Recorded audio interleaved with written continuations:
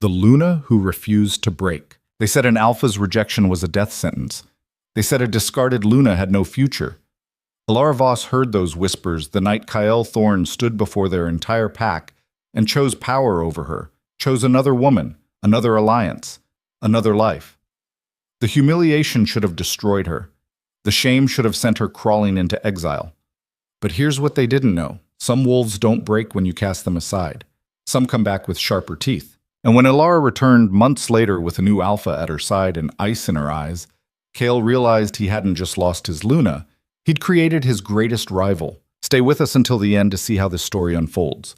If you're hooked already, hit that like button and drop a comment telling us where you're watching from. The Silver Ridge pack house had never looked more beautiful, and that was precisely what made Alara's stomach turn. Lanterns hung from every beam, casting warm golden light across the great hall, where wolves from 3 territories had gathered. The air smelled of pine smoke and roasted meat, of celebration and power.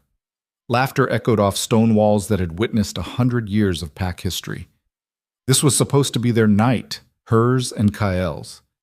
The autumn gathering, where they would stand together as Alpha and Luna, united, unbreakable. Alara stood near the eastern windows, watching her reflection in the darkened glass. The dress they'd chosen for her was deep emerald, cut to flatter, designed to impress. Her dark hair fell in careful waves over her shoulders. She looked every inch the Luna she was supposed to be. She also looked like a woman whose mate hadn't met her eyes in 3 days. "You look tense." The voice belonged to Marcus, Kael's beta, and one of the few wolves in Silver Ridge who'd bothered to be honest with her lately. He appeared at her elbow carrying 2 glasses of wine, offering one without waiting for her to ask. Alara took it. "Do I?" "Like you're waiting for something to go wrong." Marcus took a sip from his own glass, his gray eyes scanning the crowd, which, given the guest list tonight, isn't entirely paranoid. She followed his gaze. The hall was packed with visiting dignitaries, alphas from neighboring territories, their betas, their advisors. The Crescent Valley Pack had sent a full delegation. So had the Northern Ridge Wolves. Even the coastal territories had representatives here, wolves who normally kept to themselves unless politics demanded otherwise. And politics always demanded. "Where is he?" Alara asked quietly. Marcus didn't need to ask who. "Last I saw, he was in the upper gallery with Alpha Varen and his daughter." Something cold slithered down Alara's spine. "His daughter." "Sarah Varen." Marcus said the name like he was commenting on the weather, but Alara heard the warning underneath. "Apparently she's very interested in our territory's trade routes." "I'm sure that's all she's interested in." "Alara, don't." She set her wine glass down on the window ledge, untouched. "Don't tell me I'm imagining things. Don't tell me to give him space. I've given him nothing but space for weeks, and he's filled it with meetings I'm not invited to and conversations that stop when I enter a room." Marcus was quiet for a moment. When he spoke again, his voice was careful. "Kael is under a lot of pressure. The northern trade agreements are falling apart, and the coastal packs are— I know what the coastal packs are doing." Alara turned to face him fully. "I know every political problem we're facing because I'm supposed to be his partner in solving them. Except he stopped asking for my opinion the day Alpha Varen sent that first messenger." "That's not—" "It is." She kept her voice level, but her hands were shaking. She tucked them behind her back. "You know it is." Before Marcus could answer, a shift in the crowd's energy made them both look toward the main staircase. Kael had appeared at the top of the steps, and beside him, like she'd been placed there by a set designer, was Sarah Varen. She was beautiful. Alara could admit that without flinching.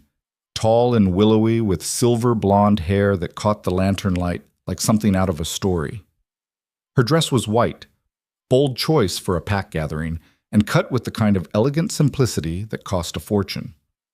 She laughed at something Kael said, touching his arm with practiced ease. And Kael looked at her the way he used to look at Alara. "Son of a bitch," Marcus breathed. Alara said nothing. She couldn't. If she opened her mouth, something would come out that she wouldn't be able to take back. Kael descended the stairs with Sarah at his side, and the crowd parted for them like water. Wolves who should have been equals suddenly seemed smaller in his presence. That was the thing about Kael. He didn't just command respect, he consumed space.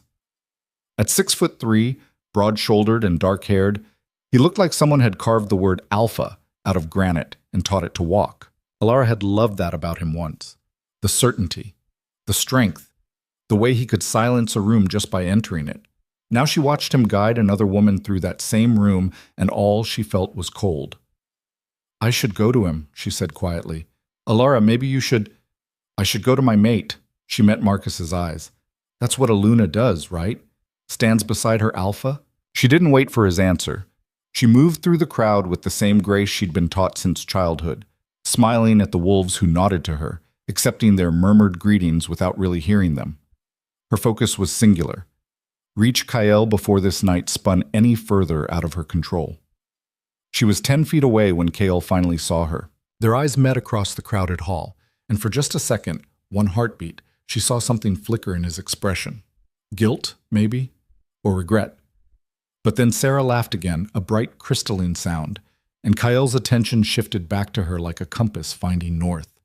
Alara stopped walking. The cold feeling in her chest spread outward, numbing her fingers, her arms, her throat. She stood there in the middle of her own territory's celebration and watched her mate choose someone else's company over hers, watched him smile at someone else's joke, watched him lean in to hear something Sarah whispered, his hands settling, brief but unmistakable, on the small of her back. Someone bumped into Alara from behind, apologizing. She murmured something automatic and stepped aside, but she'd lost her momentum, lost her nerve. She couldn't walk up to them now, couldn't insert herself into whatever this was. She'd looked desperate, clingy, everything an alpha's mate wasn't supposed to be. "Alara." The new voice was female, warm with concern. Alara turned to find Mira, one of the pack's senior healers, watching her with worried eyes. "You look pale," Mira said gently. "Are you feeling all right?" "Fine." The lie came easily. "Just warm in here. Come sit down. I'll get you water." "I don't need—" "Humor me." Mira took Alara's elbow with the kind of gentle insistence that couldn't be argued with. She steered them toward one of the side chambers, away from the noise and the crowd and the sight of Kael standing too close to a woman who wasn't his Luna. The smaller room was blessedly quiet, lit by only a few candles. Mira pressed a glass of cold water into Alara's hands and waited while she drank. "How long?" Mira asked softly. Alara set the glass down. "How long what? How long have you known?" "I don't know what you're talking about." "Alara." Mira's voice was kind but firm. "I've been with this pack for 30 years. I've seen 3 alphas rise and fall. I know what ambition looks like when it starts to rot a bond from the inside." Alara's hands clenched around the empty glass. "He hasn't done anything. Yet." The word hung in the air between them like smoke.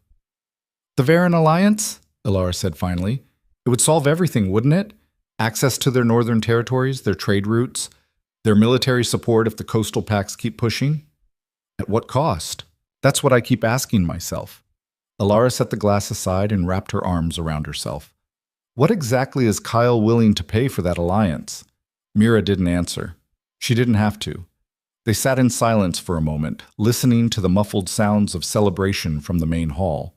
Somewhere out there, wolves were dancing, drinking, laughing like the world wasn't quietly tearing itself apart. "What do I do?" Alara asked. She hated how small her voice sounded. "You remind him who you are," Mira said firmly. "You're not some accessory he can set aside when something shinier comes along. You're Luna of Silver Ridge. You've earned that title. Make him remember it." Alara wanted to believe her, wanted to march back into that hall and reclaim her place at Kyle's side with the kind of confidence that would make everyone else remember who she was too. But when she closed her eyes, all she saw was the way Kyle had looked at Sarah. Not with the comfortable affection of a long-term bond, but with the bright hunger of something new, something exciting, something that wasn't her. "I should get back," Alara said, standing. "Thank you for—" "Don't thank me." Mira stood too, reaching out to squeeze Alara's hand. "Just don't let him make you small. You're worth more than that." Alara nodded, not trusting her voice, and slipped back out into the corridor. She'd almost reached the main hall when she heard voices coming from one of the private meeting rooms. The door was slightly ajar, and she recognized Kael's low rumble immediately. She should have kept walking, should have gone back to the party and played her role. Instead, she stopped. "Can't keep putting this off." That was Alpha Varen, his voice carrying the weight of decades of leadership. The Northern Pass will be locked with snow in 6 weeks. If we're going to formalize this alliance, we need to move now. I understand the timeline. Kael's voice was tight. But there are complications. You mean you're Luna? Silence. Alara's heart stopped beating. Alara is a good woman, Kael said carefully. She served Silver Ridge well. I'm not questioning her service. Varen's tone was practical, almost bored. I'm questioning whether she's the right partner for what comes next. The territories are changing, Kael. The old ways, single-pack leadership, isolated territories, they're dying. The future belongs to alliances, to unions that create power, not just maintain it. And you think Sarah... I think my daughter brings connections you need. The Eastern Packs respect her family. The coastal territories would think twice before challenging a united front. And she's young, adaptable. She understands modern pack politics in a way that, forgive me, Alara doesn't. That's not fair. Fair? Varen laughed, sharp and cold. When has leadership ever been about fair? You want to protect your territory, or you want to be fair? Because I promise you, the wolves coming up from the coast won't care about your feelings when they decide Silver Ridge looks vulnerable. More silence. Alara pressed her hand against the wall to steady herself. If I did this, Kael said slowly, if I agreed to a formal alliance through a union with Sarah, what happens to Alara? She steps aside gracefully. You provide for her, of course, a comfortable settlement, maybe a position as an advisor if she wants it. But the bond... Varen paused. The bond would have to be severed, publicly. You can't have 2 Lunas, and you can't afford the appearance of indecision. The pack would see it as betrayal. The pack will see it as strength, as a leader making hard choices for their future. Alara's well-liked, yes, but she's not irreplaceable. Sarah is an investment in Silver Ridge's survival. Alara didn't wait to hear Kael's response. She turned and walked away, her footsteps silent on the stone floor, her heart hammering so hard she thought it might crack through her ribs. She made it to the eastern terrace before the shaking started. The night air was cold, sharp enough to hurt, and she gulped it down like she'd been drowning. Her hands gripped the stone railing hard enough to hurt. An investment in survival, not irreplaceable, severed publicly. The words circled in her head like vultures. She'd known something was wrong, had felt it in the growing distance between her and Kael, in the way he'd stopped reaching for her in the night, stopped asking her opinion on pack matters, stopped looking at her like she was someone who mattered. But hearing it spoken out loud, hearing Varen lay out the terms of her disposal like she was a piece of furniture being replaced, that was different. That was real. Found you? Alara spun around. Kael stood in the terrace doorway, backlit by the warm glow from inside. He looked tired, she realized. The kind of tired that came from carrying weight you weren't sure you could bear. You left the party, he said. So did you. He stepped out onto the terrace, closing the door behind him. For a moment, they just looked at each other. Alara tried to remember when that had stopped being easy, when looking at her mate had started feeling like standing on the edge of something dangerous. Are you all right? Kael asked. Are you? Something flickered in his expression. That's not an answer. Neither is that. Alara loosened her grip on the railing. Her palms ached. Why are you here, Kael? You're my Luna. You disappeared from a major pack event. Where else would I be? I don't know. She heard the edge in her own voice and didn't try to soften it. The upper gallery, maybe? The private meeting rooms? Wherever Sarah Varen happens to be? Kael's jaw tightened. Alaris, don't. She held up a hand. Don't insult me by pretending you don't know what I'm talking about. I was being a good host. You were being a suitor. The word landed between them like a stone. Kael's expression shifted, surprise, then something darker. Defensiveness, maybe. Or guilt. That's not fair, he said. I heard you. Alara's voice was steady now, cold and clear as the night air. I heard your conversation with Alpha Varen about alliances and investments and what a good partnership with Sarah would mean for Silver Ridge. The color drained from Kael's face. You were listening? You were planning. She took a step toward him. Planning my replacement.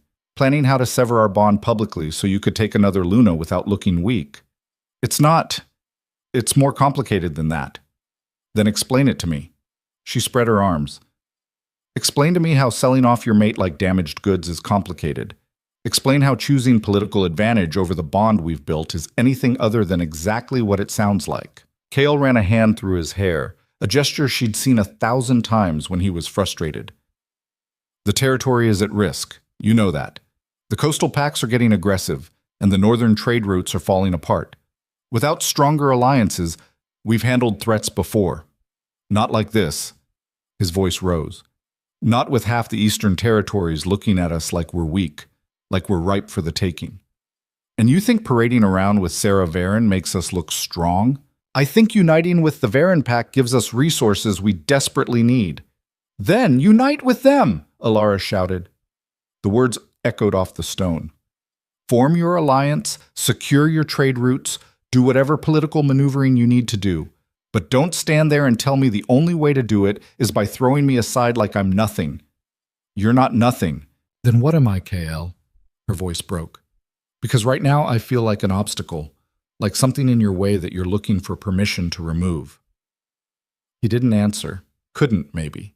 And his silence told Alara everything she needed to know. She turned away, gripping the railing again, staring out at the dark forest beyond the pack house grounds.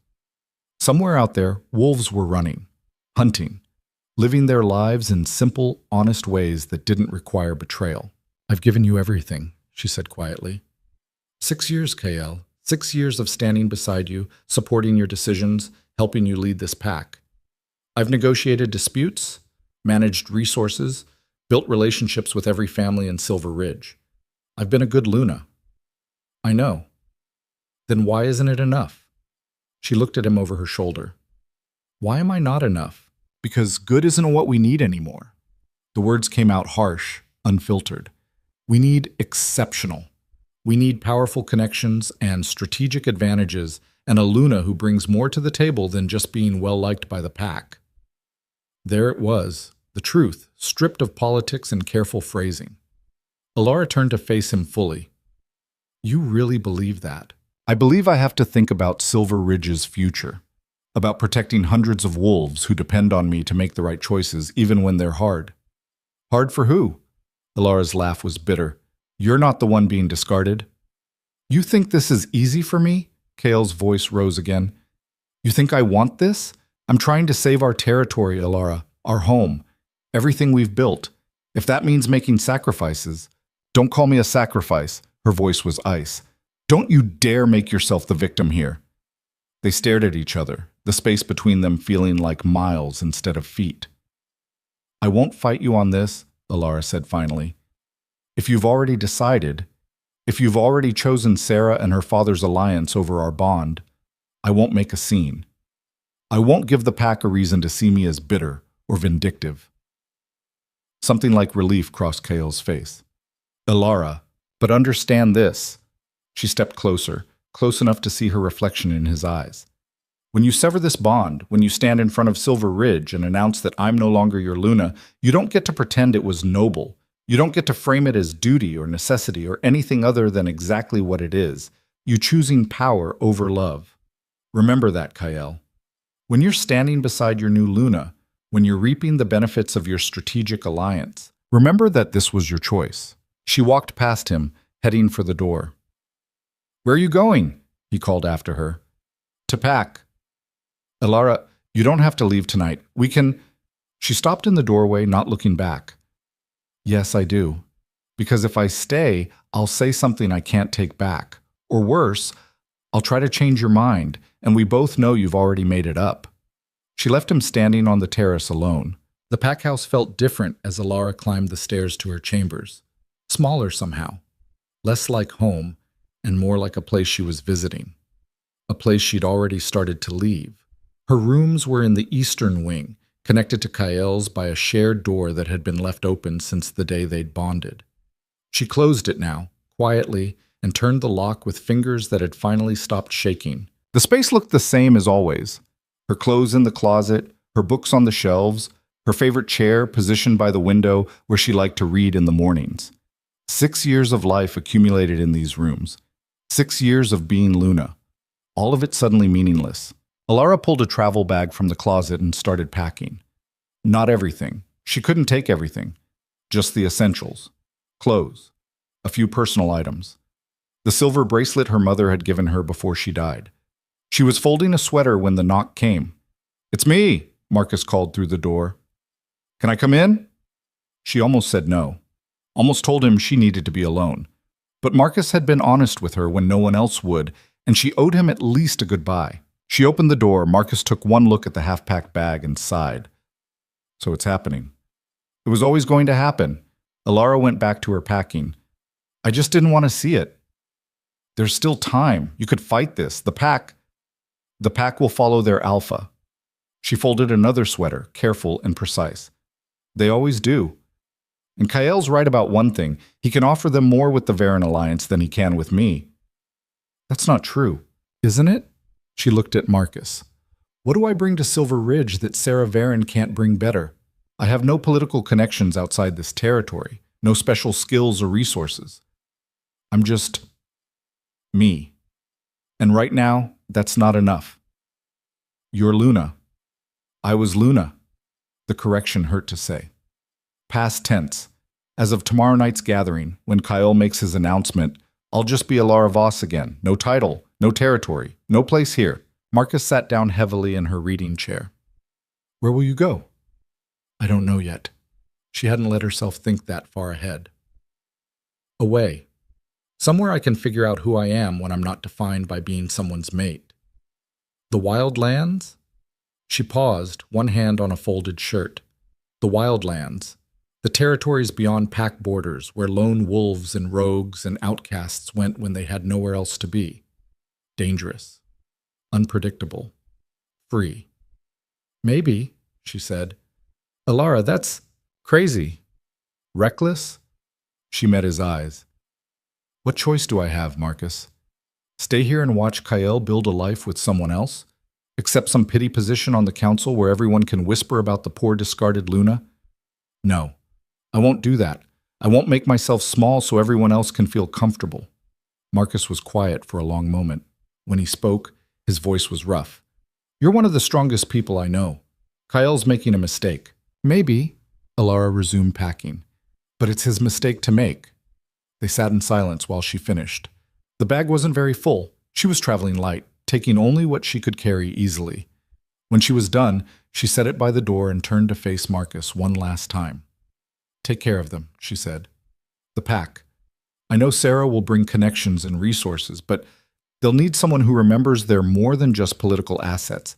Be that person, Marcus." "I will." He stood, crossing to her. For a moment she thought he might hug her. Instead, he just gripped her shoulder firmly. "Be safe out there." "I'll try."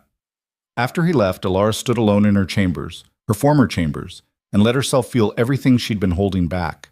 The anger, the grief, the sharp, bitter taste of betrayal. Then she locked it all away somewhere deep and unreachable. She had one more night in Silver Ridge, one more night as Luna, even if only in name. Tomorrow she would leave this place and never look back. But tonight she would attend the final gathering, would stand in that hall one last time and let everyone see exactly what Kael was throwing away. She changed into a different dress, not the emerald one they'd chosen for her. That felt like a costume now, something designed to make her into who they wanted her to be. Instead, she chose deep red, bold, unapologetic, the color of blood and fire and things that refused to die quietly. When she descended the stairs an hour later, the party was still going strong. The main hall buzzed with conversation and laughter, wolves from different packs mingling with the easy comfort of those who knew they were safe here. Allies, at least for tonight. Alara moved through the crowd like a ghost. A few wolves nodded to her, raised their glasses in greeting. She smiled back, automatic and empty. She found Kael near the center of the hall, surrounded by visiting alphas. Sarah stood at his side, looking radiant and confident and everything a political alliance should be. Their eyes met across the room. Kael's expression shifted, surprise, then something harder to read. He said something to the wolves around him and started moving in her direction. Alara turned and walked away. She spent the rest of the evening on the edges of the gathering, present but not participating, visible but untouchable. And she watched Kael work the room with practiced charm. Watched Sarah laugh at the right moments, touch the right arms, say the right things to make visiting dignitaries feel important. Watched the future take shape without her in it. As the night wore on, Alara found herself back on the eastern terrace, the same spot where she'd confronted Kael earlier. The same cold air, the same dark forest. Different woman standing here, though. Someone harder. Someone who understood exactly how little she'd ever mattered in the grand scheme of pack politics and alpha ambitions. I thought I might find you here. Alara didn't turn around. She recognized the voice. Alpha Varen himself. Come to gloat or offer sympathies or whatever it was powerful men did when they won. Enjoying the party? She asked, her voice light and poisonous. Immensely. Varen stepped up beside her, looking out at the same view. Your pack knows how to celebrate. They do. I wanted to speak with you, he continued, about the announcement tomorrow. What about it? Kael plans to handle it with dignity, to honor your service to Silver Ridge while making clear that the territory's needs have evolved. How generous, Varen chuckled. You have every right to be angry. Do I? Alara finally looked at him. Or is that another thing being decided for me? The older Alpha studied her with eyes that had seen decades of pack politics. You're not what I expected. And what did you expect? Tears, maybe. Pleading. Some last desperate attempt to change his mind. Sorry to disappoint. You didn't. Varen's smile was thin. In fact, you've impressed me. Not many wolves would handle this with such composure. What choice do I have? Alara turned back to the forest. Fight it and be seen as bitter and difficult? Make a scene and give everyone a reason to believe Kael was right to replace me? No, thank you. I'll leave with my dignity intact. Smart. Survival instinct. They stood in silence for a moment. For what it's worth, Varen said quietly, I do believe you were a good Luna, but Kael needs more than good right now. He needs exceptional. And Sarah is an investment in his future. I know. Alara's voice was flat. I heard you the first time. Varen nodded and turned to leave. At the doorway, he paused. The wild lands are dangerous for a lone wolf. Alara smiled, sharp and cold. Good thing I'm dangerous too. After he left, she stood alone on the terrace for a long time. The party continued inside, muffled and distant.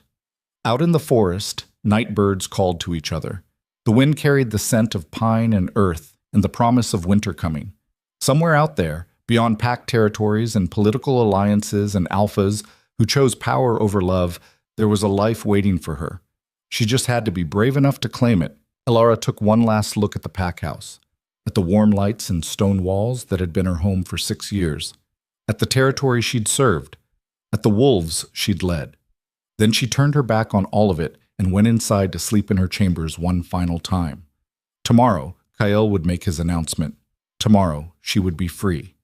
And tomorrow, the Luna who refused to break would walk into the wildlands alone and discover exactly who she was when no one else was watching. The announcement came at noon, when the sun was high enough to make shadows disappear.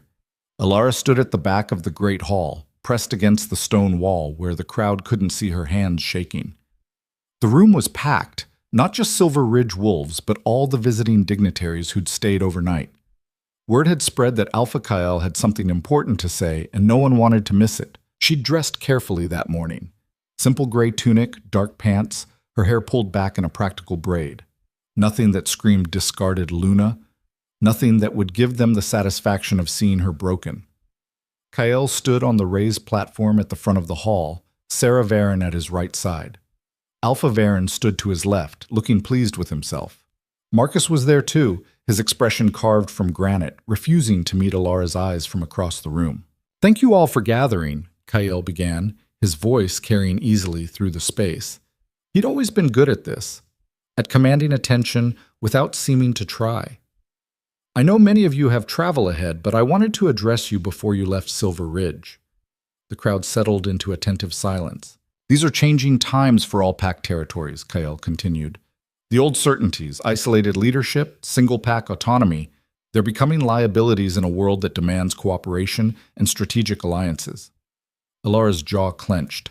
He was using the same words Varen had used, the same justifications. which is why I'm announcing today a formal alliance between Silver Ridge and the Varen territories. Kale gestured to Alpha Varen, who nodded gravely. This partnership will strengthen both our packs, secure crucial trade routes, and provide mutual protection against external threats. Murmurs rippled through the crowd, some approving, some uncertain. To cement this alliance, Kyle said, and Alara felt her stomach drop even though she'd known this was coming, I will be taking Sarah Varen as my Luna. The murmurs turned to shocked whispers. Heads turned, searching the crowd until they found Alara. She kept her face blank, her posture straight. I know this comes as a surprise to many of you, Kyle continued, and had the audacity to look uncomfortable. Alara Voss has served Silver Ridge with dedication and grace for 6 years. She has been a valued partner and leader. But the needs of our territory must come first, and this alliance requires a union that brings strategic value to our pack's future. Strategic value. Like she was a broken tool being replaced with a newer model. Alara has agreed to step aside, Kyle said, which was a lie. She hadn't agreed to anything. She'd just stopped fighting. She will be provided for generously and will always have a home in Silver Ridge should she choose to stay. Should she choose? As if she had any real choice. The formal bonding ceremony will take place in 3 days, Kyle finished. I ask for your support as we enter this new chapter. The hall erupted in conversation. Some wolves looked genuinely shocked. Others nodded like they'd expected this all along. A few, very few, looked at Alara with something like sympathy. She didn't wait to hear more. She turned and walked out of the hall, her footsteps silent, her head high. No one tried to stop her. No one called her name. By the time she reached her chambers, her hands had stopped shaking. Something cold and hard had settled in her chest where her heart used to be. She grabbed her packed bag from where she'd hidden it under the bed and took one last look around the room. 6 years. Gone in a single announcement. She was halfway down the back stairs when Marcus caught up to her. Alara, wait. She didn't stop. Nothing to wait for. Please. He grabbed her arm, not hard, just enough to make her pause. Don't leave like this. Like what? Quietly? Without making a scene? She pulled her arm free. That's what everyone wants, isn't it? For me to disappear gracefully so Kyle can have his political wedding without the awkwardness of his previous Luna hanging around. That's not... Marcus's voice cracked. You know that's not what I want. What you want doesn't matter. The words came out harsher than she meant them. What I want doesn't matter. The only thing that matters is what's best for Silver Ridge, and apparently that's Sarah Varen. Where will you go? Does it matter? It matters to me. Alara looked at him. Really looked. Marcus had been Kyle's beta for 8 years, her friend for 6. He'd stood witness at their bonding ceremony, had celebrated with them, advised them, supported them through every pack crisis. And now he looked like a man watching something precious shatter and knowing he was powerless to stop it. I'll be fine, she said, softer now. I always am. The wildlands are where I need to be right now. She adjusted her bag on her shoulder. Tell Kyle I'll be gone by sunset. He can have his ceremony without worrying about me ruining the aesthetic. Alara... Goodbye, Marcus. She walked away before he could say anything else, before the tears burning behind her eyes could fall, before she could change her mind and do something stupid like beg Kyle to reconsider. The wildlands started 3 miles beyond Silver Ridge's eastern border. The transition was subtle at first. Marked trees gave way to unmarked ones. Maintained trails disappeared into game paths. The scent of pack territory faded into something wilder and less certain. Alara crossed the border just as the sun began to sink toward the horizon. She didn't look back. The forest was different here, denser. The trees grew closer together, their branches tangling overhead until the sky disappeared. Sound changed too. Less birdsong, more rustling in the undergrowth. Things watching, things waiting. She walked until her feet ached and the light faded to gray. Found a small clearing near a stream and set up a basic camp. No fire. She wasn't ready to announce her presence to whatever else lived out here. That first night she didn't sleep. Just sat with her back against a tree, listening to the forest breathe around her. Somewhere in the distance something howled. Not a wolf. The sound was wrong, too high-pitched and warbling. She gripped the knife she'd brought and waited for dawn. The days blurred together after that. Walking, hunting, surviving, she moved deeper into the wild lands, away from packed territories and their politics and their rejections. The forest taught her quickly which plants were safe to eat, which water sources were clean, how to read tracks and avoid the things that left them. She also learned she wasn't as alone as she'd thought. The rogues found her on the 6th day. She'd been tracking a deer moving quietly through a dense stand of pines when 3 wolves materialized from the shadows. Not shifted, human form, but she could smell the wolf on them. Rogue males, lean and dangerous, their eyes assessing her like a resource to be claimed or eliminated. "Well, well," the largest one said. He had a scar running from his temple to his jaw, and his smile showed too many teeth. "Look what wandered into our territory." Alara's hand moved to her knife. "I'm passing through." "Our territory, our rules." Scar moved closer. "You want to pass through? You pay the toll. I don't have anything you'd want. I can think of a few things." His eyes dragged over her in a way that made her skin crawl. The other 2 rogues laughed, spreading out to flank her. Classic pack hunting formation, even if they were pretending they weren't a pack. Alara's mind raced. 3 against 1. She was a decent fighter, but these were males who'd survived the wild lands long enough to claim territory. They'd be vicious, experienced. "Last chance," Scar said. "Pay up, or we take what we want." She drew her knife. "Come try." They attacked as a unit. Scar from the front, the other 2 from her flanks. Alara twisted, slashing at the closest one, feeling her blade connect with his arm. He yelped and fell back, but Scar was already on her, grabbing her wrist and twisting until the knife fell from her grip. She headbutted him, hard, heard the crack of his nose breaking. He roared and backhanded her across the face. Stars exploded in her vision. She hit the ground hard, tasting blood. "Stupid bitch," Scar snarled, looming over her. "Now we're gonna—" The arrow took him through the shoulder. He went down screaming. The other 2 rogues froze, looking around wildly for the source. A second arrow buried itself in the tree next to the one Alara had cut. "Leave!" The voice came from everywhere and nowhere, echoing through the trees. "Now!" The rogues didn't wait to be told twice. They grabbed their wounded leader and ran, crashing through the undergrowth like panicked deer. Alara pushed herself up, spitting blood, her head ringing. A figure emerged from the shadows, tall, broad-shouldered, carrying a bow with casual competence. Male, alpha, from the power radiating off him. "You're bleeding," he said. "I'm fine. You're sitting in the dirt with a split lip arguing with someone who just saved your life." He lowered his bow. "That's not fine. That's stupid." Alara glared at him. "I didn't ask for your help. Lucky for you, I gave it anyway." He walked closer, and she got her first good look at him, maybe 30, with dark hair pulled back and a short tail, gray eyes that looked like they'd seen too much, and a face that might have been handsome if it wasn't so hard. "What's a lone wolf doing this deep in rogue territory?" "Passing through." "To where?" "None of your business." He laughed, sharp and humorless. "You always this friendly to people who keep you from getting assaulted? You always interrogate people you rescue?" They stared at each other. Alara could feel her heart pounding, adrenaline still singing through her veins. This stranger was dangerous. She could sense it in every line of his body, in the way he held himself like violence was always an option. "My camp's a mile east," he said finally. "You can clean that lip and sleep somewhere those rogues won't come back for you." "I can take care of myself." "Yeah, I saw that." He turned to leave. "Offer stands for the next 30 seconds. After that, you're on your own." Alara looked at her knife lying in the dirt, at the blood on her hands, at the forest around her, full of things that wanted to hurt her. "What's your name?" she called after him. He paused, glancing back. Riker Dane. I know who you are." His gray eyes pinned her in place. "Alara Voss, former Luna of Silver Ridge. Word travels fast in the wildlands." Her stomach dropped. "How?" "Like I said, word travels." Riker started walking again. "You coming or not?" She picked up her knife, grabbed her bag, and followed. Riker's camp was more permanent than she'd expected.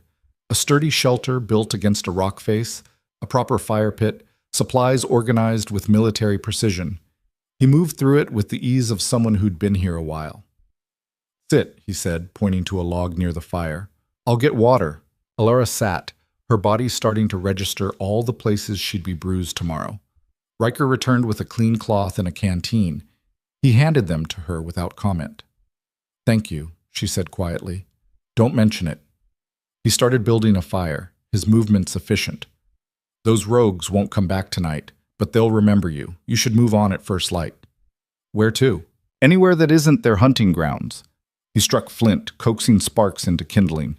Though honestly, most of the wild lands are claimed by someone. Rogues, outcasts, exiles, all of them territorial, all of them looking for easy targets. Like lone females?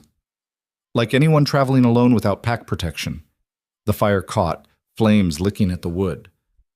What are you doing out here anyway? Silver Ridge isn't far.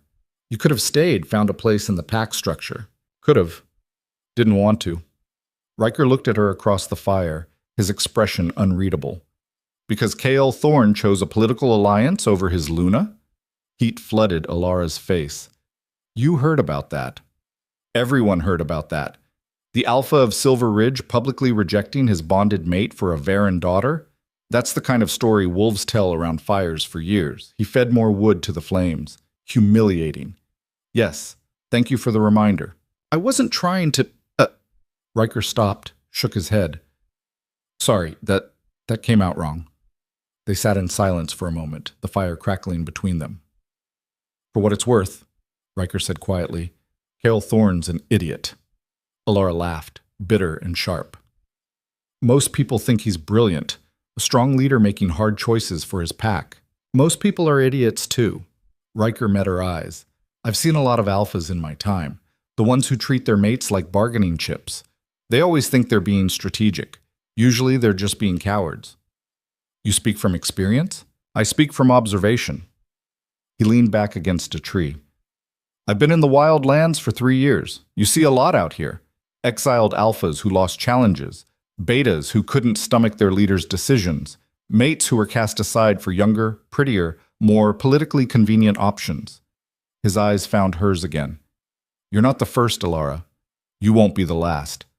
The words should have been comforting. They just made her feel worse. So what? She said. I just accept that I'm a statistic? Another discarded Luna who couldn't hold her alpha's interest? No. Riker's voice was hard. You accept that Kael made a choice, and now you get to make yours. You can stay out here feeling sorry for yourself, or you can decide who you're going to be now that you're not defined by being someone's mate. Easy for you to say. You think so? He laughed, cold and sharp. I lost my entire pack, Alara. Every wolf I'd sworn to protect, gone in a single night because I trusted the wrong person. So don't tell me I don't understand loss. Alara stared at him. What happened? That's a story for another night. He stood, moving to check the perimeter of the camp. Get some sleep. We'll talk more in the morning. We? You think I'm letting you wander off alone after pulling you out of that mess? Riker's smile was grim. Whether you like it or not, you're my problem now. At least until we get you somewhere safer. I didn't ask to be your problem. And I didn't ask to find a former Luna getting jumped by rogues in my territory. Seems like neither of us is getting what we asked for today. Despite everything, the pain, the exhaustion, the humiliation still burning in her chest, Alara found herself almost smiling. Your territory? I've held this stretch for 2 years. That makes it mine.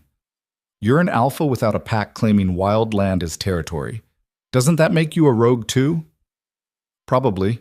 Riker settled back by the fire. The difference is I chose this, and I protect what's mine. The way he said it made something shift in Alara's chest. Not attraction. It was too soon for that, and she was too raw. But something like recognition, like meeting someone who understood what it meant to have everything taken and still refuse to break. Why did you help me? She asked. Riker was quiet for a long moment. The fire cast shadows across his face, making him look older. Harder. Because I know what it's like, he said finally, to be thrown away by people who were supposed to protect you. And because... He paused. Because someone helped me once, when I had nothing and nowhere to go. I figured I'd pass it forward. Who helped you? Someone who's dead now. His voice was flat. Like I said, story for another night. They didn't talk much after that. Riker showed her where she could sleep, a sheltered spot near the fire, protected by the rock face. She lay down with her bag as a pillow and tried not to think about how different this was from her chambers in Silver Ridge. Sleep came in fits and starts, interrupted by unfamiliar sounds and the ache of bruises forming. Every time she closed her eyes, she saw Kael standing on that platform, Sarah at his side, announcing her replacement like it was just another piece of pack business. When dawn came gray and cold, she found Riker already awake, cooking something over the fire. "Hungry?" he asked. "Starving." They ate in silence. Some kind of bird he'd caught, seasoned with wild herbs. It wasn't fancy, but it was the best thing Alara had tasted in days. "So," Riker said, wiping his hands on his pants, "what's your plan?" "Keep moving. Find somewhere I can—" She trailed off. "I don't know. Exist without everyone knowing I'm the Luna who got discarded. The wild lands go on for hundreds of miles. Plenty of places to disappear. You make it sound easy. It's not." Riker's expression was serious. "Out here, you're either predator or prey. And lone wolves, especially ones who aren't used to this life, they don't last long. Then what am I supposed to do? Learn to be a predator." He stood, offering her a hand up. "Lucky for you, I'm a decent teacher." Alara looked at his outstretched hand, at this stranger who'd saved her life and was now offering to help her survive in a world she didn't understand. "Why?" she asked. "What's in it for you?" Riker's smile was sharp. "Maybe I'm just a good person." "No one out here is a good person." "You're probably right." He kept his hand extended. "But I've got my reasons. You want my help or not?" Alara took his hand, let him pull her to her feet. "Good," Riker said. "First lesson, trust your instincts. If something feels wrong, it probably is. My instincts told me to stay in Silver Ridge and try to fix things with Kael. I said trust them, not always follow them." He started breaking down the camp with practiced efficiency. "There's a difference between instinct and fear. Learn to tell which is which, and you'll survive." Over the next weeks, Riker proved to be exactly what he'd promised, a harsh but effective teacher. He showed her how to track prey through terrain that changed daily, how to fight dirty, because in the wildlands, honor was a luxury that got you killed, how to read the forest, interpreting scents and sounds that she'd spent 6 years in pack territory learning to ignore. He also taught her about the wildlands themselves, the territories carved out by various rogue groups, the neutral zones where deals were made and blood feuds put on hold, the places no one went because the things living there didn't discriminate between pack wolf and rogue. "The wildlands have their own rules," Riker explained one evening as they made camp. "No alpha councils, no formal challenges, just strength and intelligence and the will to survive." Sounds brutal. It is. He tested the tension on a snare trap. But it's honest. No one pretends to care about you while planning to replace you. Out here, if someone wants you dead, they say it to your face. Is that supposed to be comforting? It's supposed to be true. As the days passed, Alara found herself changing. Her hands grew calloused, her reflexes sharpened. She learned to sleep light, to wake at the smallest sound, to move through the forest like she was part of it instead of an intruder. She also learned about Riker. Not all at once. He parceled out his history in small pieces, like admitting to weakness. But gradually the story emerged. He'd been alpha of a mid-sized pack in the Northern Territories, younger than most alphas, promoted after the previous leader died without an heir. He'd been good at it, fair, strong, respected. Then his beta betrayed him. He'd been planning it for months, Riker said one night, his voice carefully empty, cutting deals with a rival pack, positioning himself to take over. I trusted him. We'd grown up together, and the whole time he was setting me up to fail. What happened? The rival pack attacked during a winter storm. My beta led them right to our den. Riker stared into the fire. 43 wolves, dead in less than an hour. The ones who survived scattered. I tried to find them, to rebuild, but he shook his head. They blamed me, said I should have seen it coming, should have protected them. That's not fair. Fair doesn't matter when everyone you love is dead. His jaw clenched. I challenged my beta, killed him. Then I walked into the wildlands and never looked back. Alara didn't know what to say. Her own loss, painful as it was, felt smaller in comparison. She'd lost a mate who'd never really valued her. Riker had lost everything. I'm sorry, she said quietly. Don't be. It taught me not to trust anyone who says they'll stand beside you when things get hard. He looked at her. Present company excluded. You trust me? I'm teaching you how to survive in one of the most dangerous places in the territories. If I didn't trust you at least a little, you'd be on your own. It was the closest thing to a compliment she'd gotten in weeks. 2 months into her exile, Alara woke to the sound of voices. She was on her feet with her knife drawn before her eyes fully opened, instincts screaming danger. Riker was already awake, bow in hand, his expression grim. How many? She whispered. 4, maybe 5. He moved to the edge of their camp, listening. They're trying to be quiet, failing. Rogues? Worse. Riker's voice was tight. Pack scouts. Alara's blood ran cold. From where? Only one way to find out. He stood, stepping into the open clearing just beyond their shelter. I know you're out there. Might as well show yourselves. For a moment, nothing. Then 4 wolves emerged from the tree line, all in human form, all wearing the marks of organized pack structure. The leader, a female with sharp features and sharper eyes, stepped forward. Riker Dane, she said. Heard you were dead. Heard wrong. Riker's bow stayed level. What do you want, Kira? Not you. Kira's eyes found Alara, who'd moved to stand beside Riker. We want her. Alara's grip on her knife tightened. Why? Because Alpha Kale Thorne put out word he's looking for his former Luna. Kira's smile was cold. And there's a reward for bringing you back. The words hung in the air like poison. Alara's mind spun.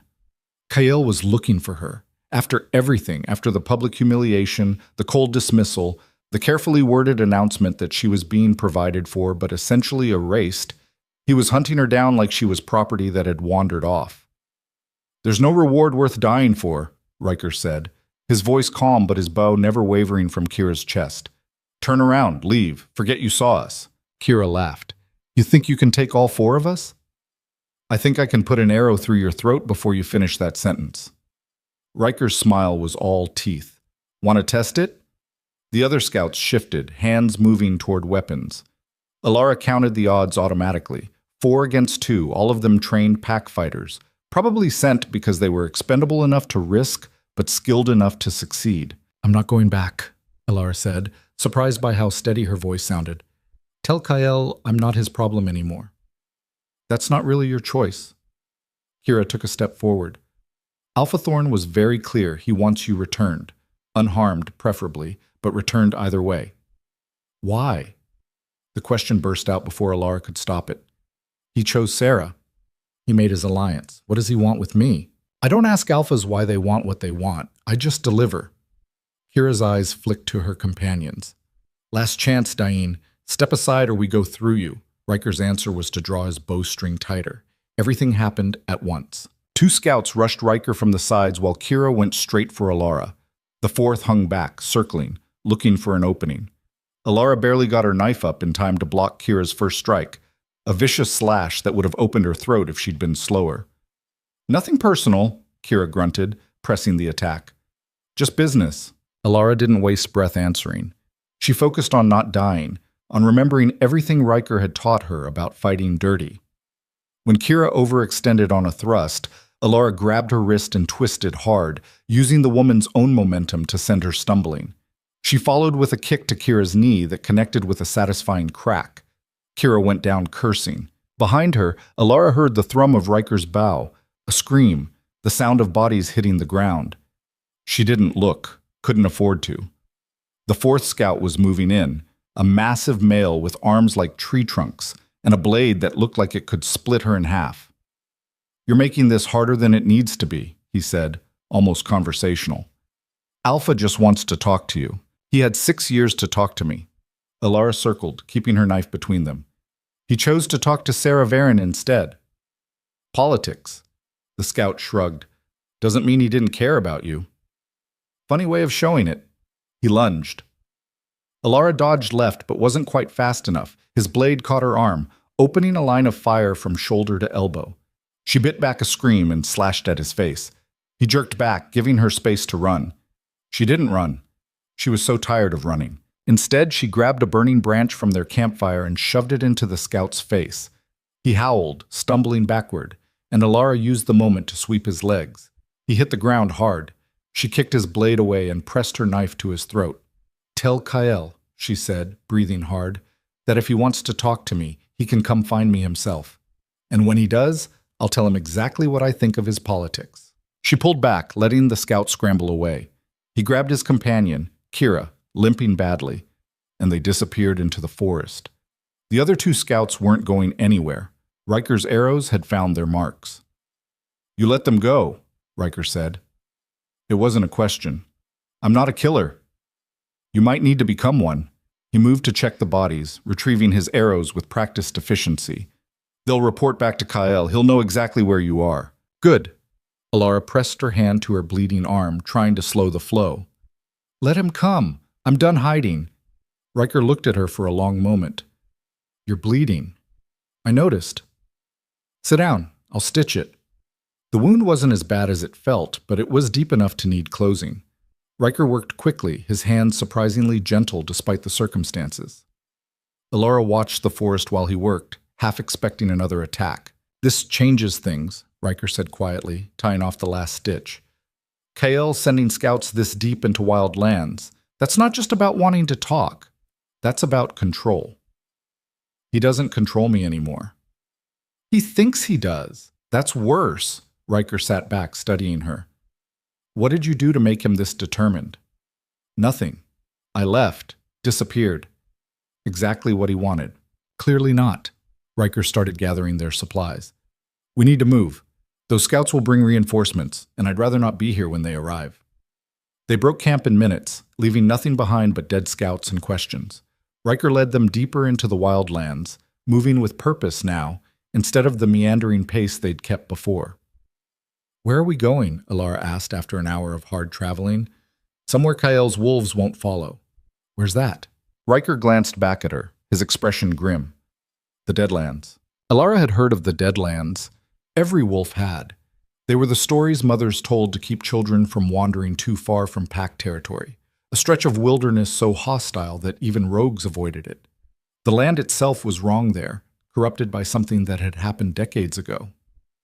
Pack lore said an alpha had tried to expand his territory by force, using dark rituals to bind the land itself to his will.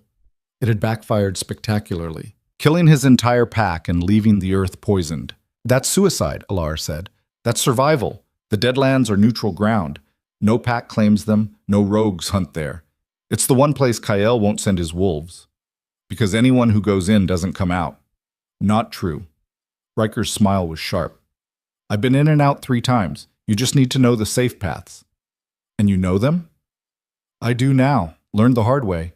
He pushed through a dense thicket, holding branches back for her. "You trust me?" Did she? This stranger who'd saved her life, taught her to survive, and was now leading her toward the most dangerous place in the territories. She barely knew him, had no reason to believe he wouldn't abandon her the first time things got truly difficult, but he'd stood beside her against Kira's scouts, had stitched her wound with hands that knew how to be gentle, had looked at her like she was a person instead of a political inconvenience. "Yes," Alara said. "I trust you." Something shifted in Riker's expression. Surprise, maybe, or something softer. "Then stay close and do exactly what I say.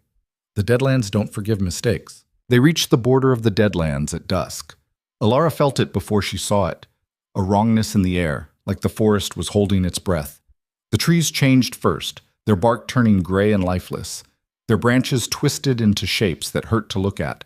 The ground became sparse, the rich soil giving way to ashen earth that crunched under their feet. "Don't eat anything that grows here," Riker said. "Don't drink from any standing water, and if you hear voices calling your name, ignore them." Voices? The land remembers the wolves who died here. Sometimes it tries to add to the collection. He pulled out a small pouch and sprinkled something across the ground, salt mixed with herbs. "This marks a safe path. Stay on it. Step off, and you're on your own." They walked single file, Riker in front, following a trail only he could see. The deeper they went, the worse it got.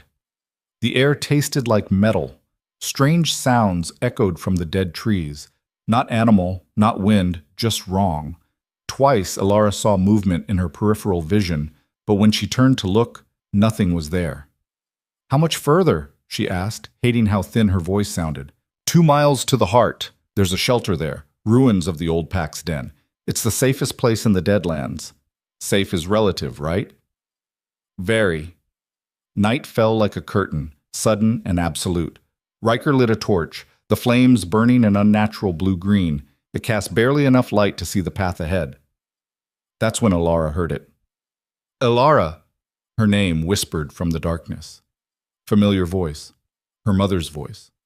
"Alara, sweetheart." She stopped walking. "Don't listen," Riker said sharply. "It's not real." But it sounded real. It sounded exactly like her mother, who died when Alara was 12, whose face she could barely remember, but whose voice had never quite faded. "Alara, I'm here. Come find me." "It's not her." Riker grabbed her arm.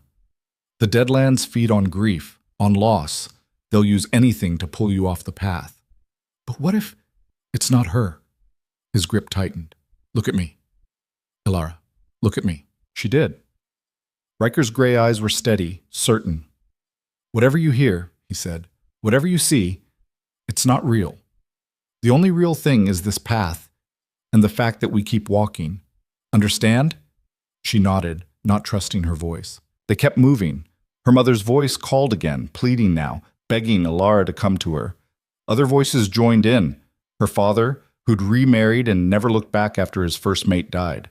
Marcus, asking why she'd left him behind.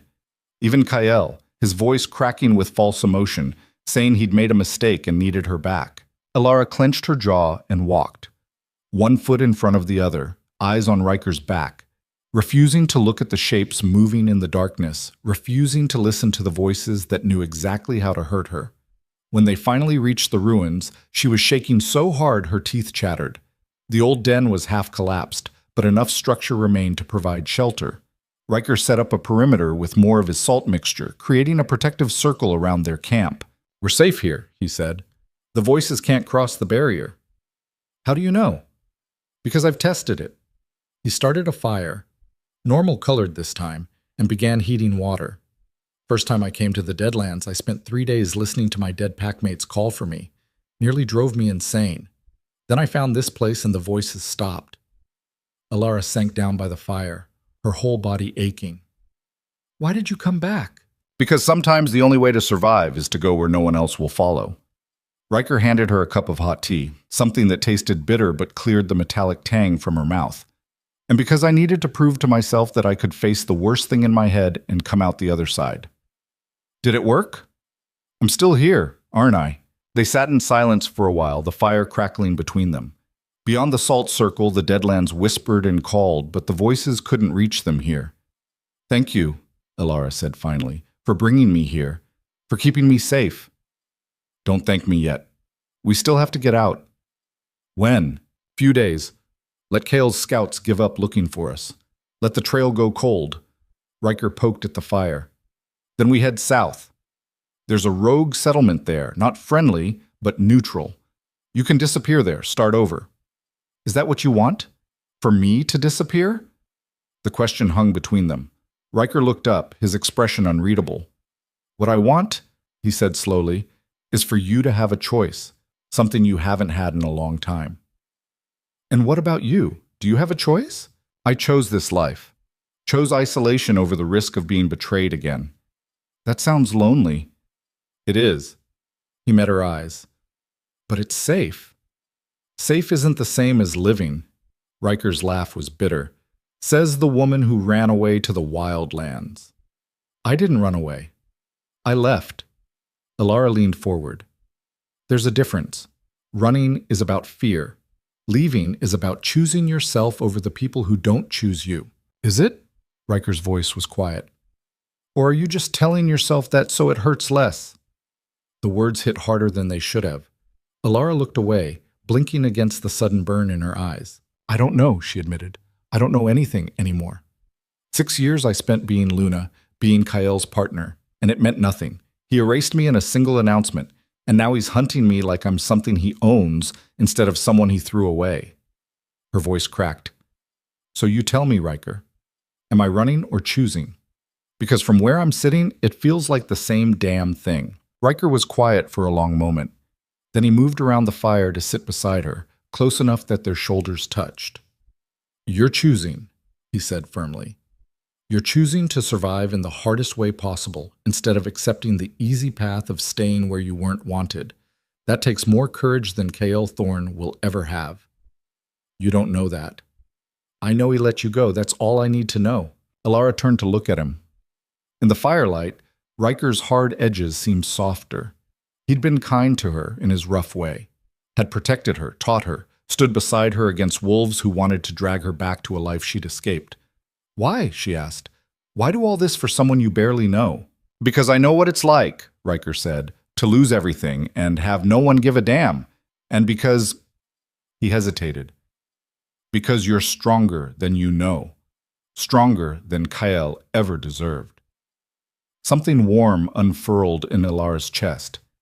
Not attraction, not yet, she was too raw for that, but recognition, understanding, the beginning of something that might become trust. Thank you, she said. You keep saying that. I keep meaning it. They stayed by the fire, not talking, just existing in the same space. For the first time since leaving Silver Ridge, Ilara felt something other than grief or anger. She felt possible. They spent 3 days in the Deadlands, long enough for any pursuit to give up, Riker said, long enough for Ilara to learn the rhythms of this terrible place, when the voices were strongest, which paths were truly safe, how to ignore the shapes that moved just beyond the firelight. On the third night, Riker disappeared for several hours. He returned after dark, his expression troubled. What's wrong? Ilara asked. I scouted the southern border. There are wolves camped there. Lots of them. Ilara's stomach dropped. Kales? No. Worse. Riker crouched by the fire. They're carrying Varen colors. Why would the Varen pack be here? I don't know, but they're blocking our exit route south. He ran a hand through his hair. We're trapped. There has to be another way out. There is. North, through the worst part of the Deadlands. It's dangerous, more corrupted than here. The safe paths are less stable, but it's our only option. Then we go north. Riker looked at her. You sure? Once we're in deep Deadlands territory, there's no turning back. We make a mistake, we die. Better than being dragged back to Silver Ridge. Fair point. They left at first light, following paths that grew increasingly unstable. The ground felt wrong under Ilara's feet, sometimes solid, sometimes giving way like she was walking on skin stretched too thin. The air grew thicker, harder to breathe, and the voices got worse. Now they came in packs, overlapping, screaming and pleading and promising. Ilara heard Kyle again, this time begging forgiveness. Heard Sarah Varen laughing. Heard wolves she'd never met calling her weak, pathetic, unwanted. She gritted her teeth and kept walking. They were 3 hours into the deep Deadlands when they heard the howl behind them. Not one wolf. Many. A hunting pack, and they were close. Run, Riker said. They ran. The safe path disappeared under their feet as they fled, leaving them scrambling over twisted ground that tried to trip them with every step. Behind them, the howls grew closer. Ilara risked a glance back and saw them. Wolves in shifted form, their eyes gleaming in the gray light. Silver Ridge wolves. Kale's personal guard. They're insane, Ilara gasped. Coming into the Deadlands. They're desperate. Riker grabbed her hand, pulling her over a fallen log. Kyle must have offered them something worth dying for.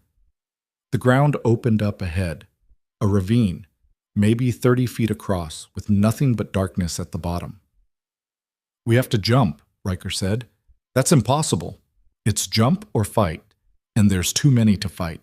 He squeezed her hand. Trust me? Ilara looked at the ravine, at the wolves closing in behind them, at Riker's face, hard with determination, and something else, something that looked like he actually cared whether she lived or died. Yes, she said.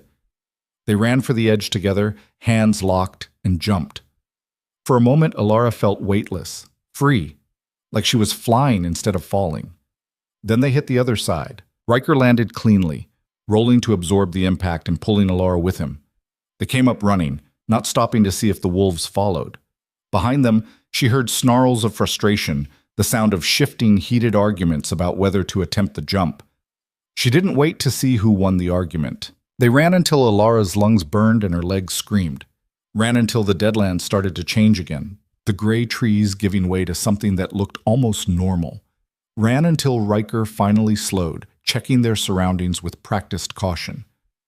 "I think we lost them," he said, breathing hard.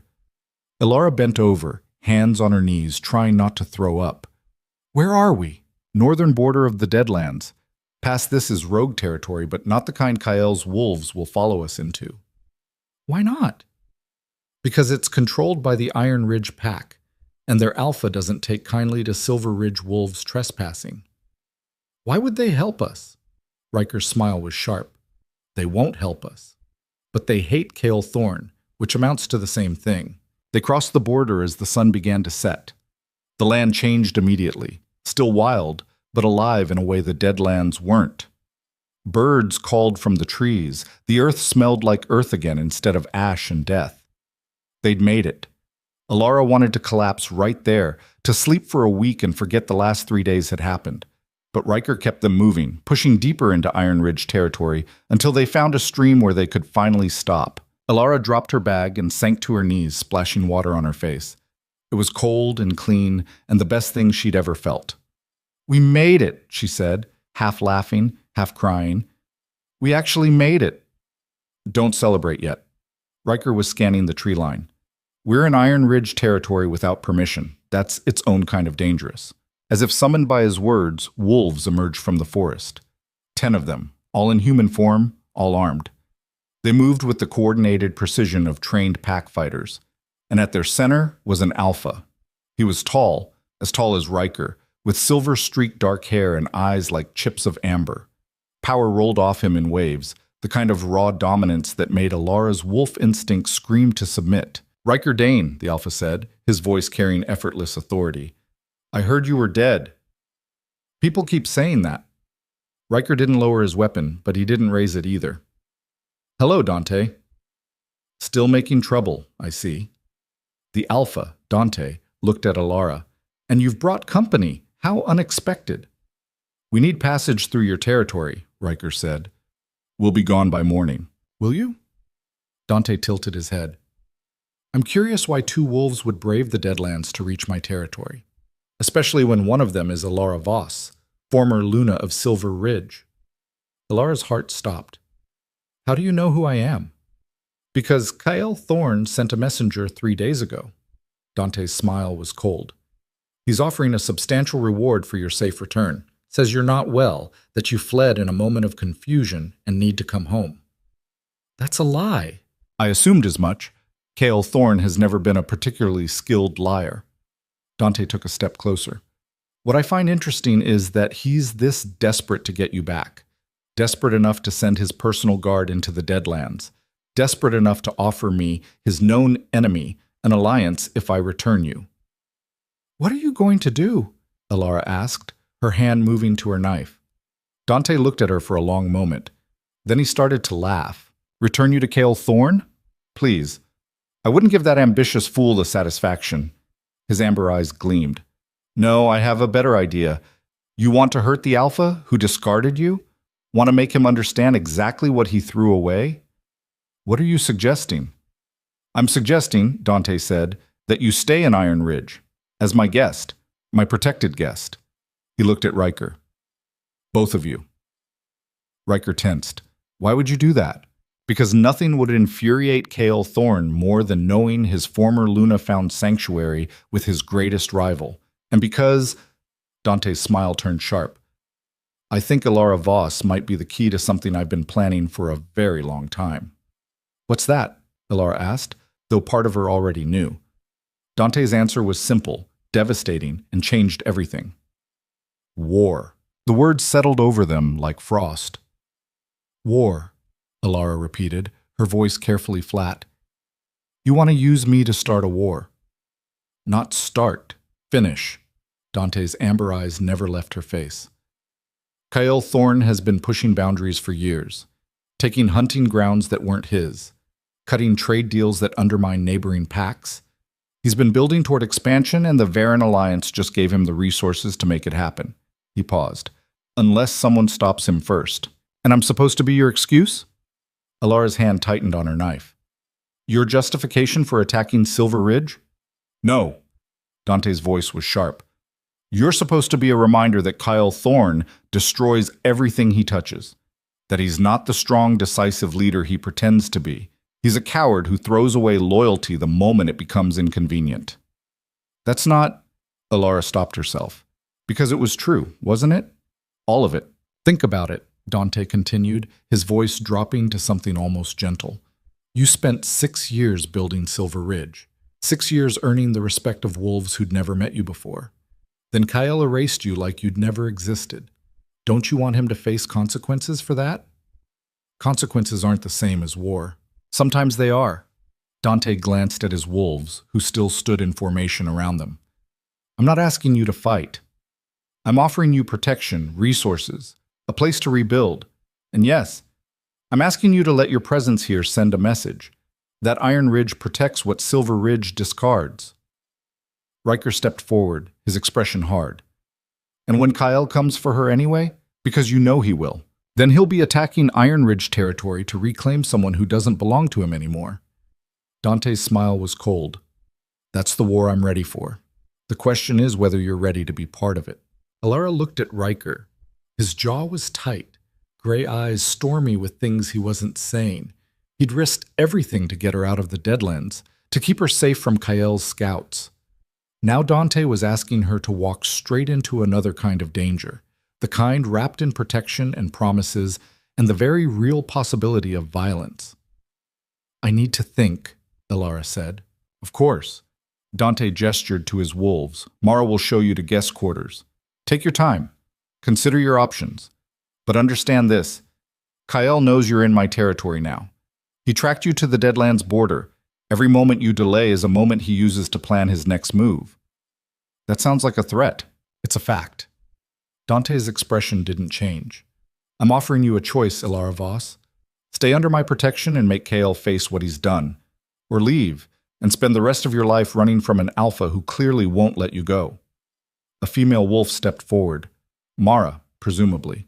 She was compact and muscular, with short dark hair and eyes that assessed Alara with professional distance. This way. Alara followed her, Riker close behind. As they walked through Iron Ridge territory, she couldn't help but notice the differences from Silver Ridge. The packhouse was smaller, more fortified. Wolves moved with military precision instead of comfortable routine. Everything felt sharper here, more dangerous. The guest quarters were surprisingly comfortable. 2 rooms connected by a shared sitting area, both with actual beds and running water. Luxury compared to weeks in the wildlands. Food will be brought in an hour, Mara said. Don't leave these rooms without an escort, for your safety. Are we prisoners? Riker asked. You're guests who haven't decided if they're allies. Mara's smile was thin. There's a difference. Figure out which one you want to be. She left, locking the door behind her with a soft click that was somehow louder than a slam. Alara sank onto the couch, suddenly exhausted. Every muscle in her body ached. The wound on her arm throbbed.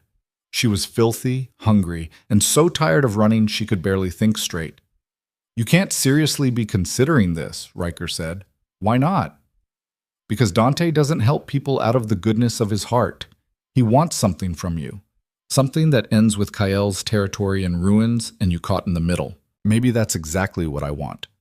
The words came out sharper than Alara intended. Maybe I'm tired of being the reasonable one, the one who leaves quietly so everyone else can be comfortable. Riker sat down across from her. This isn't about being reasonable. It's about survival. You start a war between 2 alphas, you don't get to control how it ends. I'm not starting anything. Kael started this when he chose Sarah over me, when he sent scouts into the wildlands to drag me back like property. When he...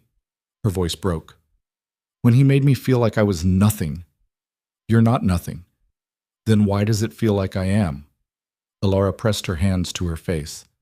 6 years, Riker. 6 years of being Luna, of serving that pack, of standing beside an alpha who was supposed to stand beside me, and none of it mattered. He replaced me in 3 days.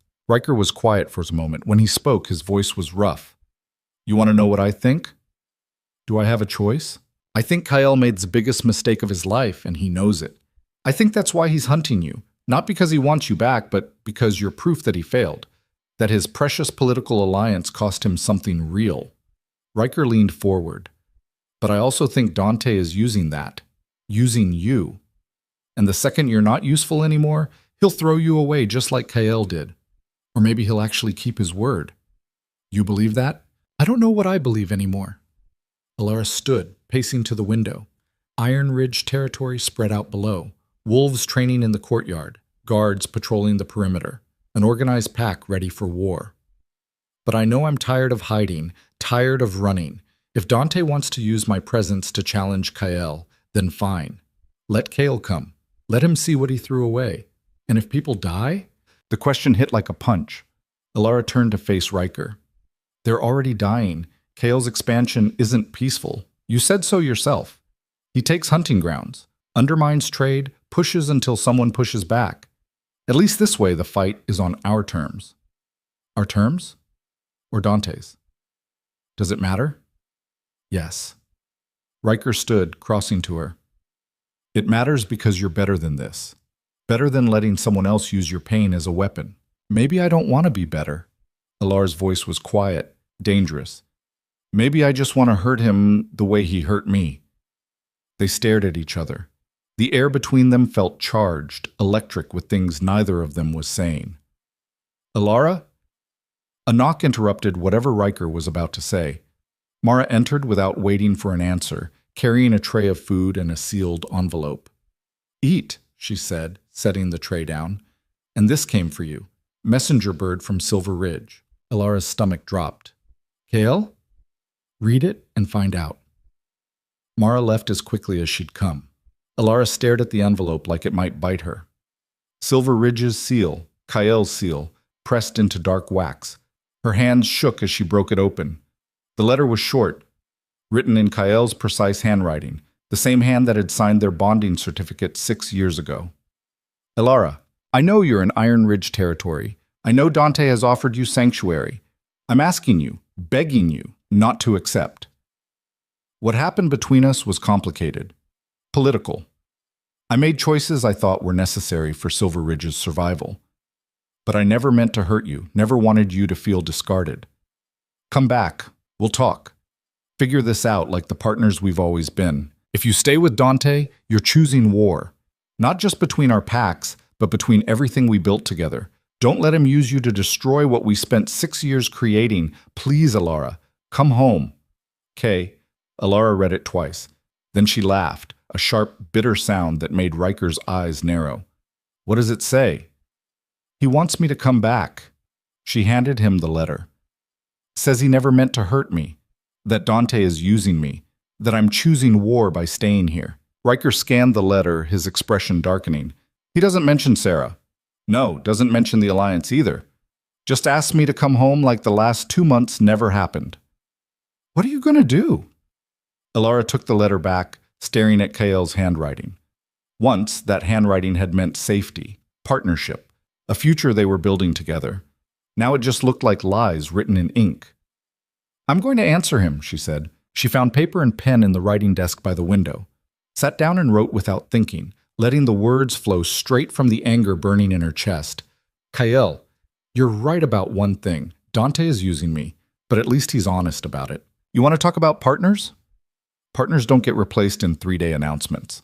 Partners don't send scouts into the wildlands to drag each other back like runaway property. And partners definitely don't write letters pretending the last 2 months didn't happen just because it's politically convenient to have their old Luna back. I'm not coming back to Silver Ridge. Not now. Not ever. And if that choice means war, maybe it's the war you deserve. She sealed it before she could second-guess herself, called for Mara, and handed over the letter. Send this to Silver Ridge. Make sure Kael gets it personally. Mara's expression was carefully neutral. Dante will want to know what you wrote. Tell him I made my choice. After Mara left, Alara turned to find Riker watching her with an expression she couldn't read. So we're doing this, he said. We? You think I'm leaving you here alone? Riker's smile was grim. I've already lost one pack. I'll be damned if I lose you too. Something warm and terrifying unfurled in Alara's chest. You barely know me. I know enough. He crossed to her, stopping close enough that she had to tilt her head back to meet his eyes. I know you're stronger than Kael ever deserved. I know you survived the Deadlands and Scouts and 2 months in the Wild Lands without breaking. And I know that whatever happens next, I want to stand beside you through it. That's insane. Probably. His hand came up, careful, giving her time to pull away. When she didn't, he brushed his thumb across her cheek. But I've been insane for 3 years. Might as well have company. Alara didn't know who moved first, didn't know if it was grief or gratitude or just the desperate need to feel something other than anger. But suddenly they were kissing, fierce and messy, and nothing like the careful affection she'd shared with Kael. This felt like drowning and breathing at the same time. When they finally broke apart, both breathing hard, Riker rested his forehead against hers. This is a terrible idea, he said. The worst. We should stop. Probably. Neither of them moved. The next morning, Dante summoned them to his strategy room. It was a large space dominated by a table covered in maps, packed territories marked in different colors, trade routes drawn in careful lines. Notations in a language Alara didn't recognize scattered across the margins. I received word that you sent a letter to Kael, Dante said without preamble. Care to share what it said? I told him I wasn't coming back. And? And that if he wants war, he can have it. Dante's smile was sharp with approval. Good. Then let's talk strategy. He gestured to the map. Silver Ridge territory was marked in dark blue, Iron Ridge in gray.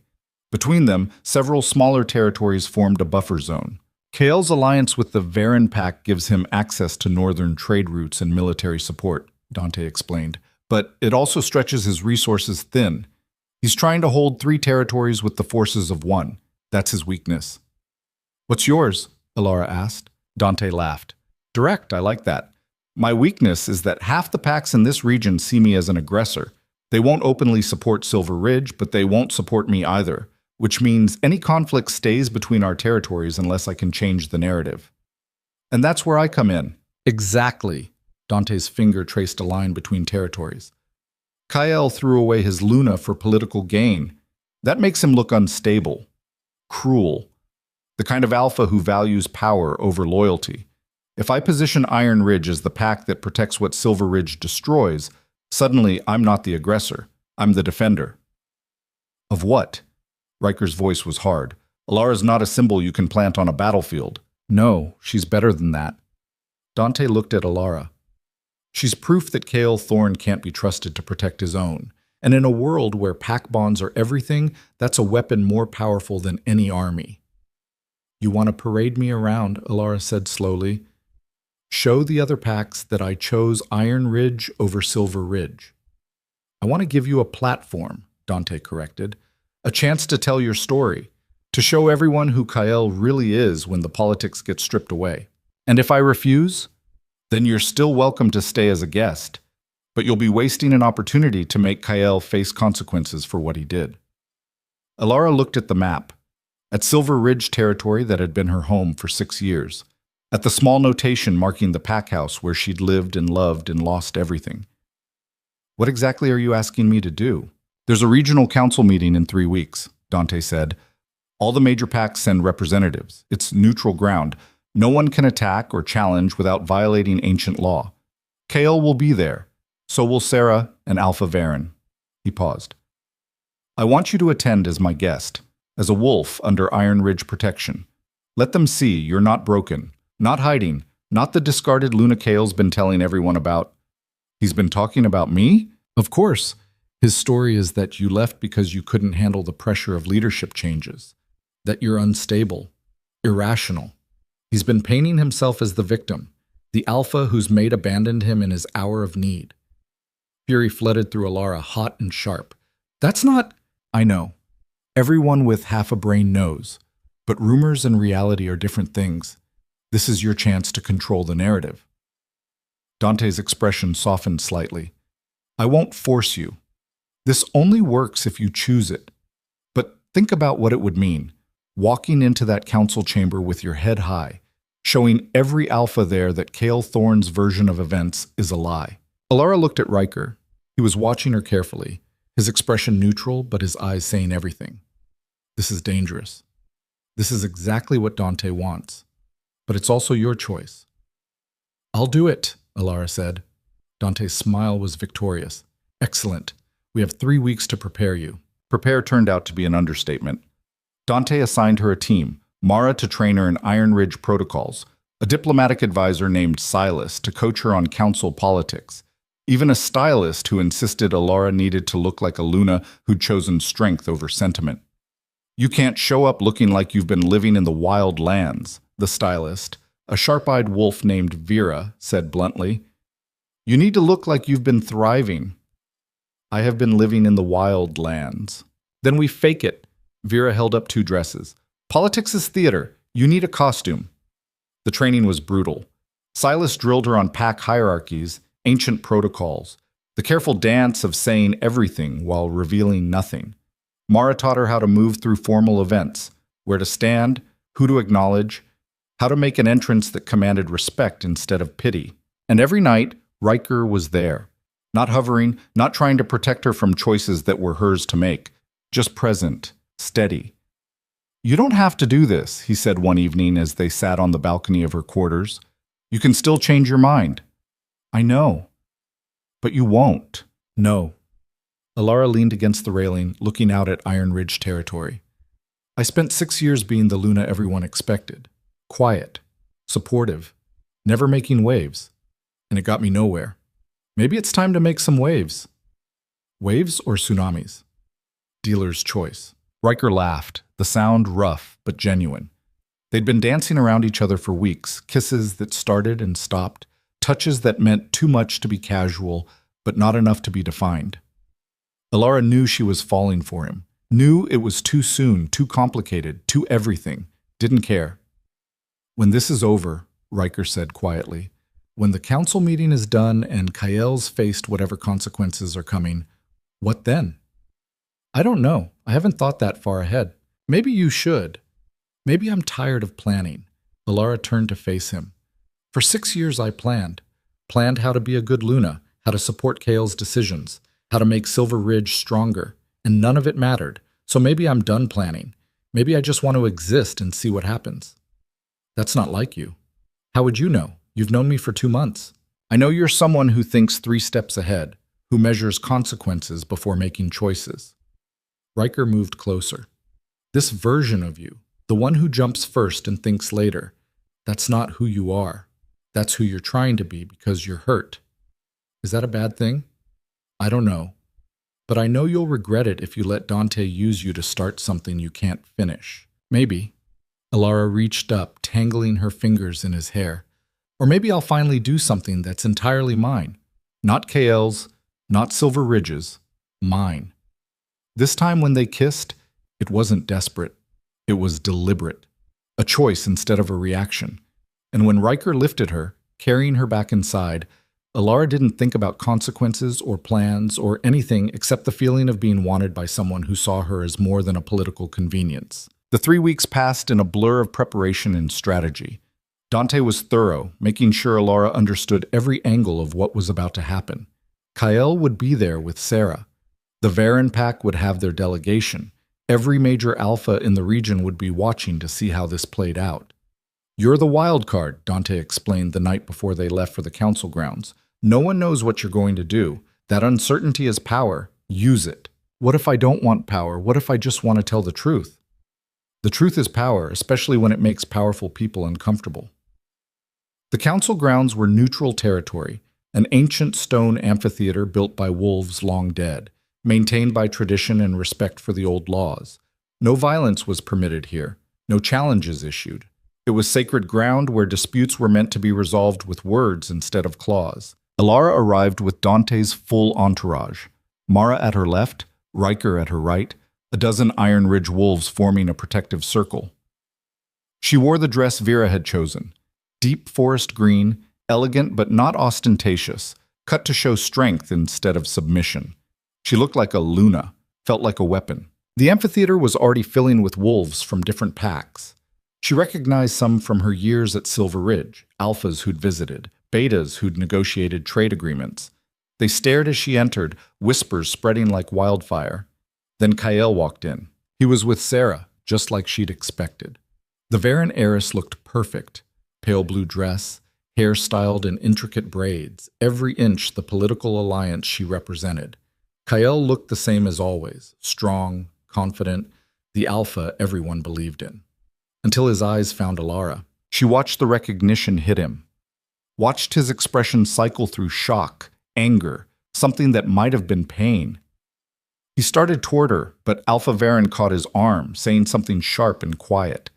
Kale stopped, turned back, but his eyes never left her. Good, Alara thought. Let him stare. Let him see exactly what he threw away. The council session began with standard business, territory disputes, trade agreements, formal acknowledgments of new leadership.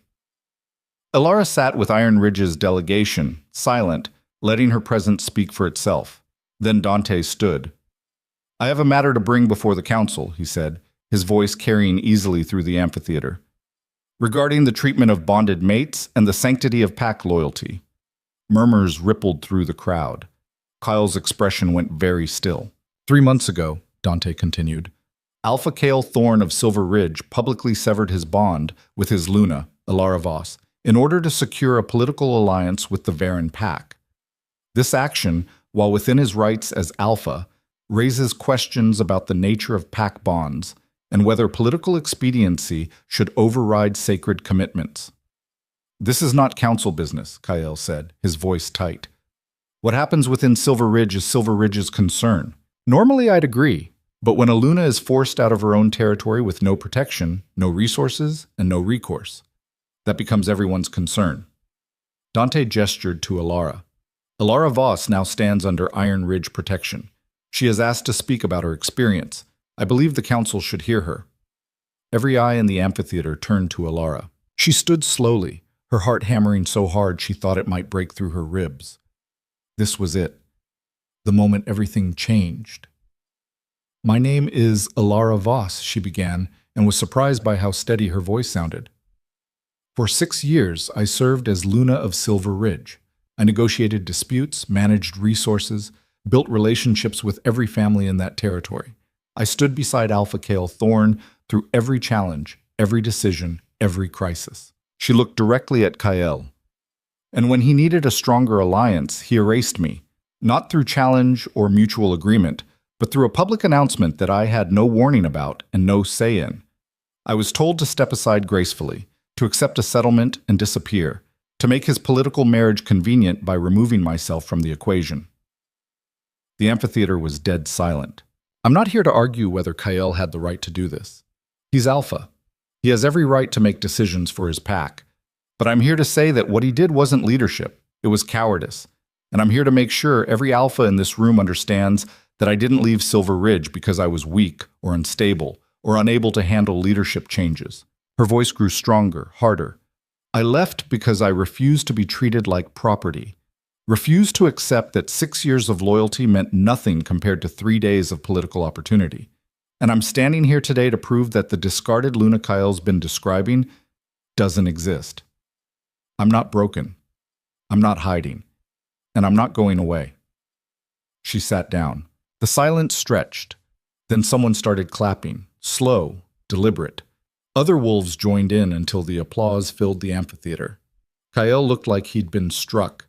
Sarah's perfect composure had cracked, her expression confused and angry. Alpha Varen was whispering furiously to his daughter, damage control already in motion. But Alara didn't care about any of them. She'd told her truth, made them listen. And for the first time since Kyle's announcement, she felt like herself again. Dante leaned over, his voice pitched for her ears only. Well done. Alara didn't answer. She was watching Kyle, watching the realization spread across his face that he'd lost. Not politically, that battle was still brewing, but the narrative he'd been building, the story that painted him as the victim and her as the problem. That was done. She'd won. The applause died slowly, but the damage was done. Alara could see it in the faces around the amphitheater. Alphas and betas who'd heard Kyle's version of events were now looking at him differently. Questions in their eyes. Doubt. the kind that couldn't be erased with smooth words or political maneuvering. The council leader, an ancient wolf named Torin, who'd presided over these meetings for 40 years, raised his hand for silence. The council acknowledges Alara Voss's testimony, he said, his voice gravelly with age. Alpha Thorn, do you wish to respond? Kale stood slowly. Alara watched him gather himself, watched the alpha mask slide back into place. When he spoke, his voice was controlled, reasonable. I don't dispute that my decision hurt Alara. That was never my intention. He looked around the amphitheater, making eye contact with other alphas. But leadership requires difficult choices. The Varen Alliance wasn't about replacing one Luna with another. It was about securing Silver Ridge's future against very real threats. By throwing away a 6-year bond, someone called from the crowd. By prioritizing the survival of hundreds of wolves over the comfort of 2. Kale's jaw tightened. I made the choice I believed was right for my pack. If that makes me a coward in some eyes, so be it. I'll accept that judgment, but I won't apologize for protecting my territory. Murmurs of agreement from some quarters, nods from alphas who understood the weight of impossible decisions. Alara felt her victory slipping. Then Riker stood. I have a question for Alpha Thorn, he said, and the amphitheater fell silent. Riker Dane was a ghost. Everyone knew the story of the Northern Pack that had been destroyed. Hearing him speak in council was like hearing the dead testify. Kael's eyes narrowed. Ask, if the Varen Alliance was truly about protecting Silver Ridge, why did you send armed scouts into the wildlands to hunt down your former Luna? Why offer rewards for her capture? Why pursue her through the Deadlands themselves? Riker's voice was cold, precise. Those aren't the actions of an alpha who's moved on for his pack's sake. Those are the actions of someone who can't accept that his property walked away. The amphitheater erupted. Kale's face went white, then red. I sent scouts to make sure she was safe. You sent hunters. Riker cut him off. I was there when they attacked us. I heard them say you wanted her returned by any means necessary. That's not concern. That's control. You don't know what you're talking about. I know exactly what I'm talking about. Riker's voice dropped, dangerous. I know what it looks like when an alpha can't admit he made a mistake. When he'd rather burn the world down than face the fact that he destroyed something irreplaceable. Enough! Torin's voice cracked like a whip. Alpha Thorn, is this true? Did you send wolves into neutral territories to forcibly retrieve Alara Voss? Kale opened his mouth, closed it. The calculation was visible in his eyes. Deny and be called a liar by witnesses, or admit and confirm everything Alara had said about being treated like property. I sent scouts, he said finally, to offer Alara safe passage back to Silver Ridge. If they overstepped their authority, they didn't overstep. Alara stood again, her voice ringing clear. They did exactly what you told them to do. Hunt me down. Bring me back. Because you couldn't stand that I chose to leave instead of waiting for you to grant me permission. That's not... It is. She walked down the steps, moving closer to where Kael stood, close enough to see the fury and frustration, and something else, something that looked almost like desperation, warring in his expression. You want to know the real reason you sent those scouts? It wasn't about my safety. It was because my absence made you look weak, made people question your judgment, and you couldn't have that. You're twisting this. I'm telling the truth. Alara's voice was steel. The truth you've been trying to bury under political rhetoric and convenient excuses. You didn't choose Sarah because you had to. You chose her because you wanted what she represented, power, connections, expansion, and you thought I'd just accept being erased because that was easier than facing what you'd done. Kale stared at her, and for just a moment the mask cracked completely. She saw pain there, real pain, but also pride. The kind of pride that would never admit fault. I did what I had to do, he said quietly. No, you did what you wanted to do. There's a difference. Sarah chose that moment to stand, her voice cutting through the tension. This is ridiculous. Alara, you're making a spectacle of yourself. Whatever happened between you and Kael is personal. It has no place in council business. Alara turned to face her, this woman who'd accepted another's bond without question, who'd stood beside Kael like Alara had never existed. You're right, Alara said.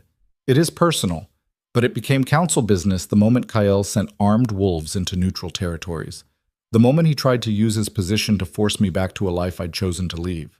She looked at Alpha Varen, who was watching with carefully neutral expression.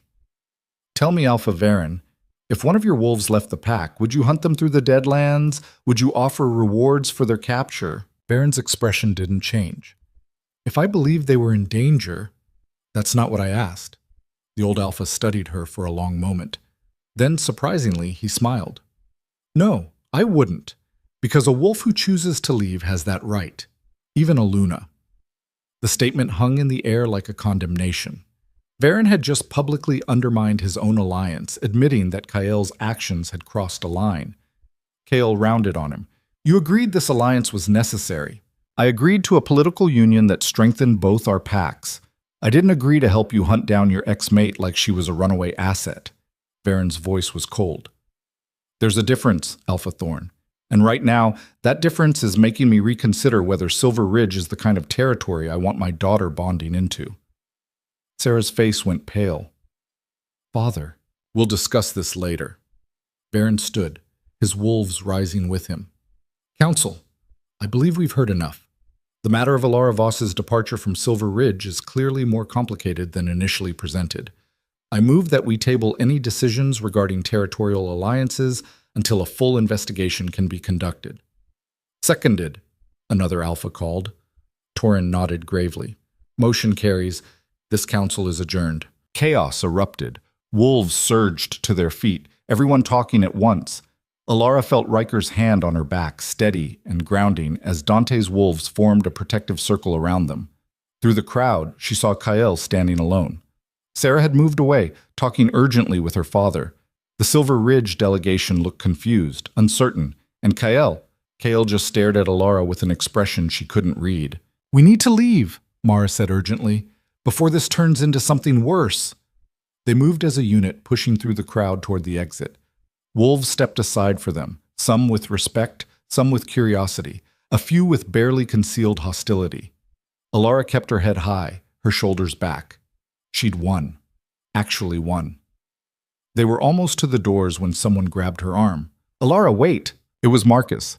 Silver Ridge's beta looked exhausted, his usual composure frayed at the edges. Please, just give me 1 minute. Riker tensed, but Alara nodded. It's okay. Marcus pulled her aside, away from the crowd but still visible. I don't even know what that was. The truth. It was a bomb. Marcus ran his hand through his hair. Do you have any idea what you just did? The Varen Alliance is falling apart. Half the pack is questioning Kael's leadership, and the other Alphas, they're circling like sharks. Good. Good? Marcus's voice rose. Alara, Silver Ridge could collapse. Everything we built. Everything you built on my erasure, you mean? She pulled her arm free. I'm sorry, Marcus. I know this is hard for you. But I'm not responsible for cleaning up Kael's mistakes anymore. He wants to talk to you. No. Alara? No. She looked Marcus in the eye. I spent 6 years making myself smaller so Kael could feel bigger. I'm done. If he wants to fix this mess, he can start by actually leading his pack instead of blaming everyone else for his choices. Marcus opened his mouth, closed it, finally nodded. For what it's worth, I'm sorry. For not standing up for you when it mattered. I know. Alara's voice softened slightly. But sorry doesn't change what happened. She walked away, rejoining Dante's group. They made it outside without further incident, though she could feel eyes on her back the whole way. The journey back to Iron Ridge was quiet. Alara sat in the transport vehicle, watching the landscape blur past, trying to process everything that had happened.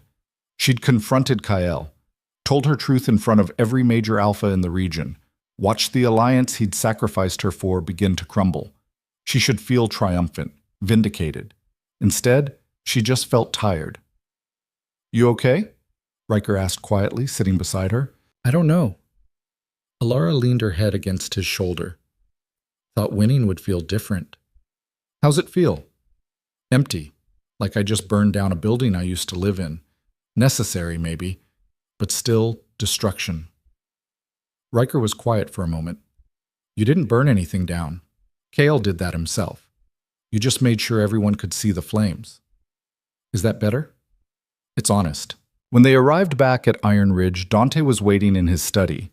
He looked pleased, more than pleased, triumphant. "You were perfect," he said as soon as Alara entered. "Better than I could have planned. The other alphas are already reaching out, asking questions about Iron Ridge's position, our territorial plans. Kyle's support is bleeding away faster than he can contain it." "Good." Alara sank into a chair. "So what happens now?" "Now, we press the advantage. Schedule formal meetings with the alphas who are wavering. Show them that Iron Ridge offers stability that Silver Ridge can't match." Dante poured 3 glasses of whiskey, handing them to Alara and Riker. "Within a month, Kyle will be so politically isolated he'll have no choice but to step down or face a formal challenge." "And then what? You take over Silver Ridge?" "Someone will. Whether it's me or another alpha who sees the opportunity, Silver Ridge is wounded. It's only a matter of time before someone claims it." Alara stared at her glass. This was what she'd wanted, wasn't it? To make Kyle face consequences. To prove she wasn't the weak, unstable Luna he'd painted her as. So why did it feel like she'd just signed a death warrant? "I need air," she said, standing. Outside, the night was cold and clear. Alara walked through Iron Ridge territory, past training grounds and guard posts, until she found a quiet overlook that showed the forest stretching endlessly in every direction. Riker found her there an hour later. "Dante's planning a victory feast," he said, settling beside her on the stone bench. "You're the guest of honor." "I don't feel victorious." "No? I feel like I just helped start a war. And yeah, Kyle deserves to face consequences for what he did. But all those wolves in Silver Ridge, the families I knew, the lives I was part of, they're going to suffer too. Because their alpha made a choice that I couldn't live with. That's not your fault, isn't it?" Alara turned to look at him. "I could have stayed quiet, disappeared into the wildlands like Kyle wanted, let him have his alliance and his new Luna without making waves, but I chose to fight back, chose to make him pay. And now people are going to get hurt because of that choice." "People were going to get hurt either way." Riker's voice was gentle. "Kale's expansion plans, his alliance with Varen, that was always going to lead to conflict. You didn't create that. You just exposed what was already there. Dante's going to use this to destroy Silver Ridge completely. Take the territory, absorb the wolves who survive, eliminate Kyle as a rival. Probably. And I helped him." "Yes." Riker didn't try to soften it. "You did. The question is whether you can live with that." Alara stood, pacing to the edge of the overlook. Could she live with it, with knowing her pain had become a weapon that might destroy an entire pack? "What would you do?" she asked. "If you were me." Riker was quiet for a long time. "I'd ask myself what I actually want. Not what Dante wants, not what Kale deserves. What you want. For yourself. For your future." "I don't know anymore." "Then figure it out. Because right now, you're letting other people write your story again. First it was Kyle, now it's Dante. At some point, Alara, you need to decide who you're going to be when no one else is making choices for you." The words hit like a slap. Because he was right. She'd left Silver Ridge to escape being defined by Kyle's decisions. But had she just traded one alpha's control for another's? "I need to think," she said. "I'll be here when you're done." Alara spent the next 3 days avoiding everyone. She took long walks through Iron Ridge territory, thinking, remembering, trying to separate what she wanted from what she thought she should want. She'd wanted Kyle to pay. That part was done. But did she want Silver Ridge destroyed? Did she want to be the reason families lost their homes, wolves lost their pack? No. That had never been the goal. On the 4th day, she made her decision. She found Dante in his study, reviewing reports from scouts monitoring Silver Ridge's borders. "I'm leaving," she said without preamble. Dante looked up, surprised. "Leaving? Now? When we're on the verge of destroying an entire pack because their alpha made a mistake?" Alara sat down across from him. "I'm grateful for your protection, for giving me a platform to tell my truth, but I won't be part of taking down Silver Ridge." "They would have taken you down without a second thought." "Kale would have. The pack didn't choose that. They just followed their alpha, like wolves do." She leaned forward. "I won't punish them for his choices. That makes me just as bad as he is." Dante studied her for a long moment. "You're serious." "Completely. You know Kyle won't forgive you for what happened at the council. He'll see you as a threat as long as you're alive. Then I'll deal with that. But I'll do it on my terms, not yours. Where will you go? Alara smiled. I don't know yet. Somewhere I can figure out who I am when I'm not someone's Luna or someone's political weapon. Somewhere I can just be Alara. That's not much of a plan. It's better than being part of something I don't believe in. Dante leaned back in his chair. You're making a mistake. Walking away from protection, from power, from the chance to make Kael truly pay for what he did. Maybe, but it's my mistake to make. Alara stood. Thank you for everything, truly. But this isn't my fight. She left before he could argue further. Riker was waiting in her quarters, already packing. She stopped in the doorway, surprised. How did you know? Because I know you. He folded a shirt with unnecessary precision. You were never going to let Dante use you to start a war. I was just waiting for you to realize it. You're coming with me? If you'll have me. Riker, you don't have to. I know I don't have to. He crossed to her, taking her hands. I want to. I spent 3 years hiding in the wildlands, punishing myself for not saving my pack. Maybe it's time I stop running from what I lost and start building something new. We don't even know where we're going. Does it matter? Alara looked at him. This man who'd saved her, taught her, stood beside her through everything, who'd never tried to control her or use her or make her smaller, who'd just been there, steady and real and honest. No, she said, it doesn't. They left Iron Ridge at dawn, slipping out before anyone could try to stop them. Traveled light, taking only what they could carry. Heading east toward territories neither of them knew. They'd been walking for 2 days when they ran into the messenger. He was young, barely out of adolescence, wearing Silver Ridge colors. He stumbled when he saw Alara, nearly dropping the sealed letter he carried. Alara Voss. I've been looking for you. Why? Alpha Thorn sent me. He wants to meet with you. Alone. Says it's important. Alara and Riker exchanged glances. Tell him no, Alara said. Please. The messenger's voice cracked. He said to tell you the pack is falling apart, that he needs to talk to you before it's too late. That's not my problem. He also said to tell you he was wrong about everything. The word stopped Alara cold. Kael admitting he was wrong? That wasn't something she'd ever expected to hear.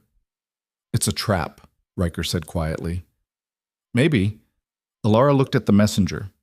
Where does he want to meet?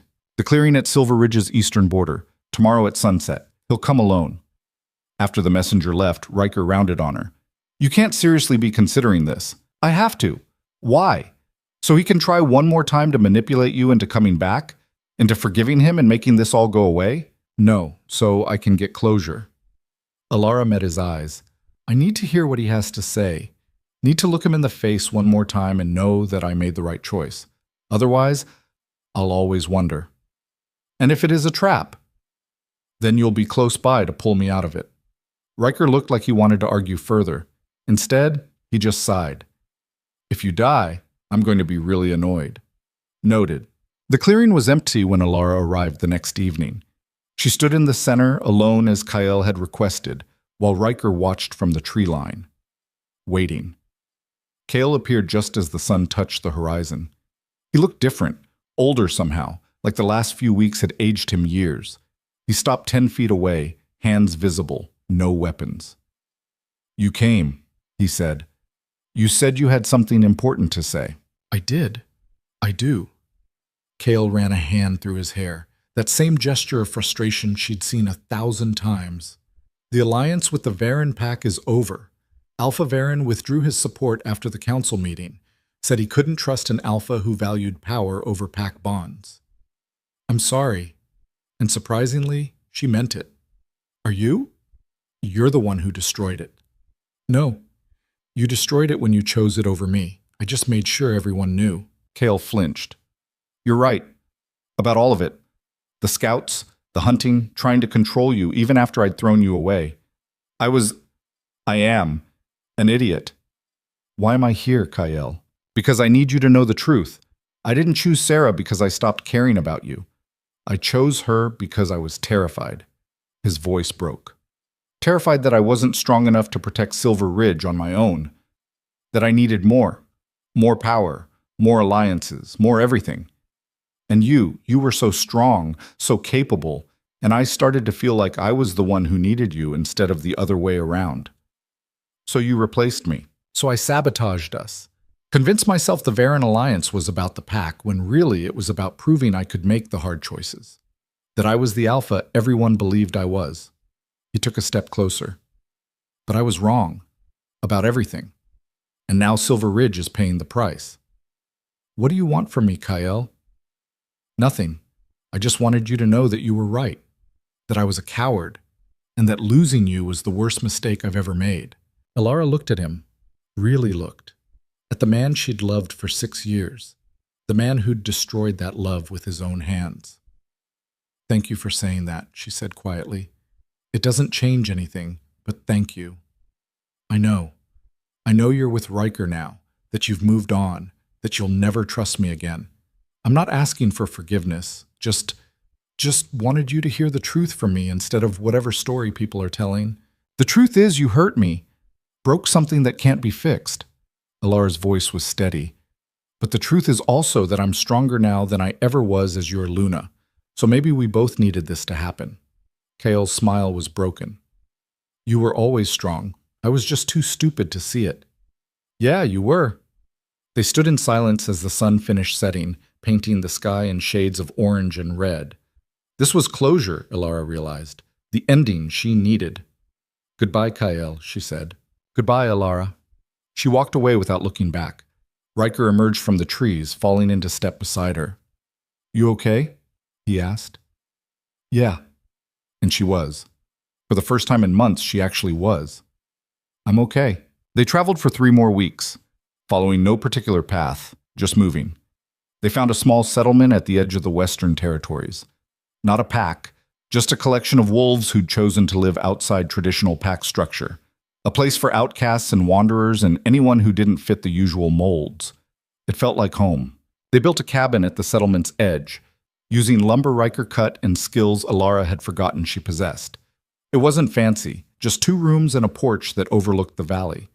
But it was theirs, built with their own hands, belonging to no one but them. 6 months after leaving Iron Ridge, Alara woke to find Riker already up, sitting on the porch with coffee. Morning, she said, joining him. Morning. They sat in comfortable silence, watching the sun rise over the valley. Down below, other wolves were beginning their day. Farmers heading to fields, builders working on new structures, children playing near the stream. Any regrets? Riker asked. Alara thought about it. About Silver Ridge and Kael and the life she'd left behind. About Dante's war that had fizzled when she withdrew her support, leaving Kael weakened but still standing. About all the choices that had led her here. No, she said. Not one. Good. Riker pulled her closer, pressing a kiss to her temple. Because I was thinking maybe we should make this permanent. It's already permanent. We built a cabin. I meant us. Alara pulled back to look at him. Riker Dane, are you asking me to bond with you? Maybe, if you're interested. His smile was uncertain, vulnerable in a way she rarely saw. No politics, no alliances, just us.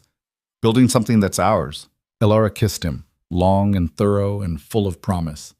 Yes, she said. Absolutely yes. The bonding ceremony was small. Just them and a few wolves from the settlement standing under an oak tree as old as the territory itself. No formal speeches or political witnesses. Just 2 wolves choosing each other freely, without pressure or expectation or anything except honest want. When it was done, Alara felt the bond settle into place, different from what she'd had with Kael. Stronger, clearer, built on truth instead of convenience. How does it feel? Riker asked. Like coming home. News from the wider territories filtered in slowly. Silver Ridge had stabilized under Kael's leadership, though he'd never fully recovered the respect he'd lost. Sarah had bonded with another alpha, one whose territory actually needed the Varen Alliance. Dante continued his expansion, though without Alara's story to justify it, other alphas had united against him, keeping Iron Ridge contained. The world kept turning. Politics kept shifting. Alphas kept making choices, good and bad, and Alara stopped caring about any of it. She had her cabin, her settlement, Her mate who chose her every single day, not because he had to, but because he wanted to. She had herself, the version she'd fought to become. Strong without being hard. Honest without being cruel. Free without being lost. One evening, nearly a year after leaving Iron Ridge, a messenger arrived at their cabin. Silver Ridge colors. Older this time, someone Alara recognized from her Luna days. "I have a message from Alpha Thorn," the messenger said, offering a sealed letter. Alara took it but didn't open it immediately. "How is he?" "Surviving. The pack is stable, but he's changed, quieter. They say he goes to the eastern border sometimes, to the clearing where you last spoke, just stands there. Tell him I hope he finds what he's looking for." "Will you read his letter?" "Maybe, someday." Alara tucked it into her pocket. "Thank you for bringing it." After the messenger left, Riker raised an eyebrow. "Aren't you curious?" "Not really." Alara leaned against him. "Whatever he has to say, it doesn't change my life now. And that's what matters." She burned the letter that night, unread, watched the paper curl and blacken in their fireplace, releasing whatever words Kael had written into smoke and ash. It felt like closing a book, finishing a story that no longer needed to be told. Spring came to the valley, bringing new wolves to the settlement. Among them was a young female who'd left her pack after refusing a bonding she didn't want. She was scared, lost, uncertain of who she was outside pack structure. Alara recognized that look, had worn it herself not so long ago. "You're Alara Voss," the young wolf said shyly. "I heard about you, about what you did at the council. That was a different life. But you stood up for yourself, chose yourself over pack politics. That's brave." Alara smiled. "It wasn't brave. It was necessary. There's a difference." "How did you know it was the right choice?" "I didn't. Not at first. But I knew staying where I wasn't wanted, where I was just a piece in someone else's game. That was worse than any risk I'd face by leaving." The young wolf nodded slowly. "I'm scared." "Good. Being scared means you're alive. The question is whether you let that fear control you or motivate you." Over the following months, Alara found herself becoming something unexpected. A mentor. Wolves came to the settlement looking for the former Luna who challenged an alpha and survived. Looking for proof that you could walk away from pack structure and build something better. She taught them what she'd learned, how to survive outside pack protection, how to trust themselves when no one else was making decisions for them, how to build a life that was theirs instead of someone else's vision. And slowly, the settlement grew into something resembling a pack. Not traditional, no single alpha, no rigid hierarchy, just wolves who'd chosen to be there, who supported each other because they wanted to, not because structure demanded it. 2 years after leaving Silver Ridge, Alara stood on her porch watching the settlement thrive. Children playing in the stream, adults working together to build new homes, wolves laughing, arguing, living. "You did this," Riker said, coming up behind her. "We did this." "No, you did. I just followed you here." He wrapped his arms around her. "You built something better than what you left behind." "I built something honest." Alara leaned back against him. "That's all I ever wanted." That night, she dreamed of Silver Ridge for the first time in months. Dreamed of walking through the pack house one last time, saying goodbye to the wolf she'd been there. The Luna who'd tried so hard to be perfect, to be enough. In the dream, that version of herself smiled and walked away, disappearing into light. Alara woke at dawn, peace settling over her like morning mist. She'd let it go. All of it. The hurt and anger and need for vindication. The woman who'd stood in that council chamber demanding to be heard had been necessary, had been right. But she didn't need to be that woman anymore. She could just be Alara, building a life with someone who chose her freely, leading wolves who wanted her guidance instead of those obligated to follow, creating something new instead of trying to reclaim what was lost. Months turned into years. The settlement flourished, and Alara discovered that the life she'd been so terrified to face alone, the one without titles or pack structure or someone else defining who she should be, was exactly the life she'd needed all along. She was no longer the discarded Luna, no longer the wronged mate seeking justice, no longer the political weapon in someone else's war. She was just Alara, bonded to Riker, leading a settlement that had become home, living a life she'd chosen for herself. And that, finally, completely, was enough. Standing on her porch one evening, watching the sun set over the valley, Alara thought about the girl who'd stood in that amphitheater 3 years ago, scared, angry, desperate to prove she was more than what Kael had reduced her to.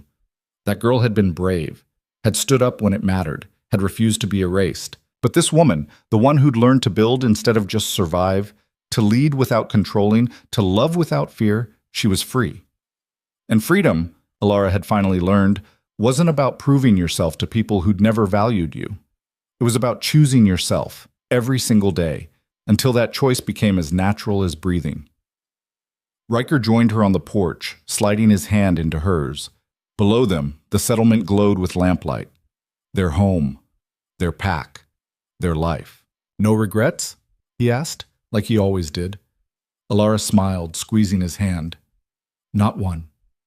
And for the first time in as long as she could remember, that was absolutely true.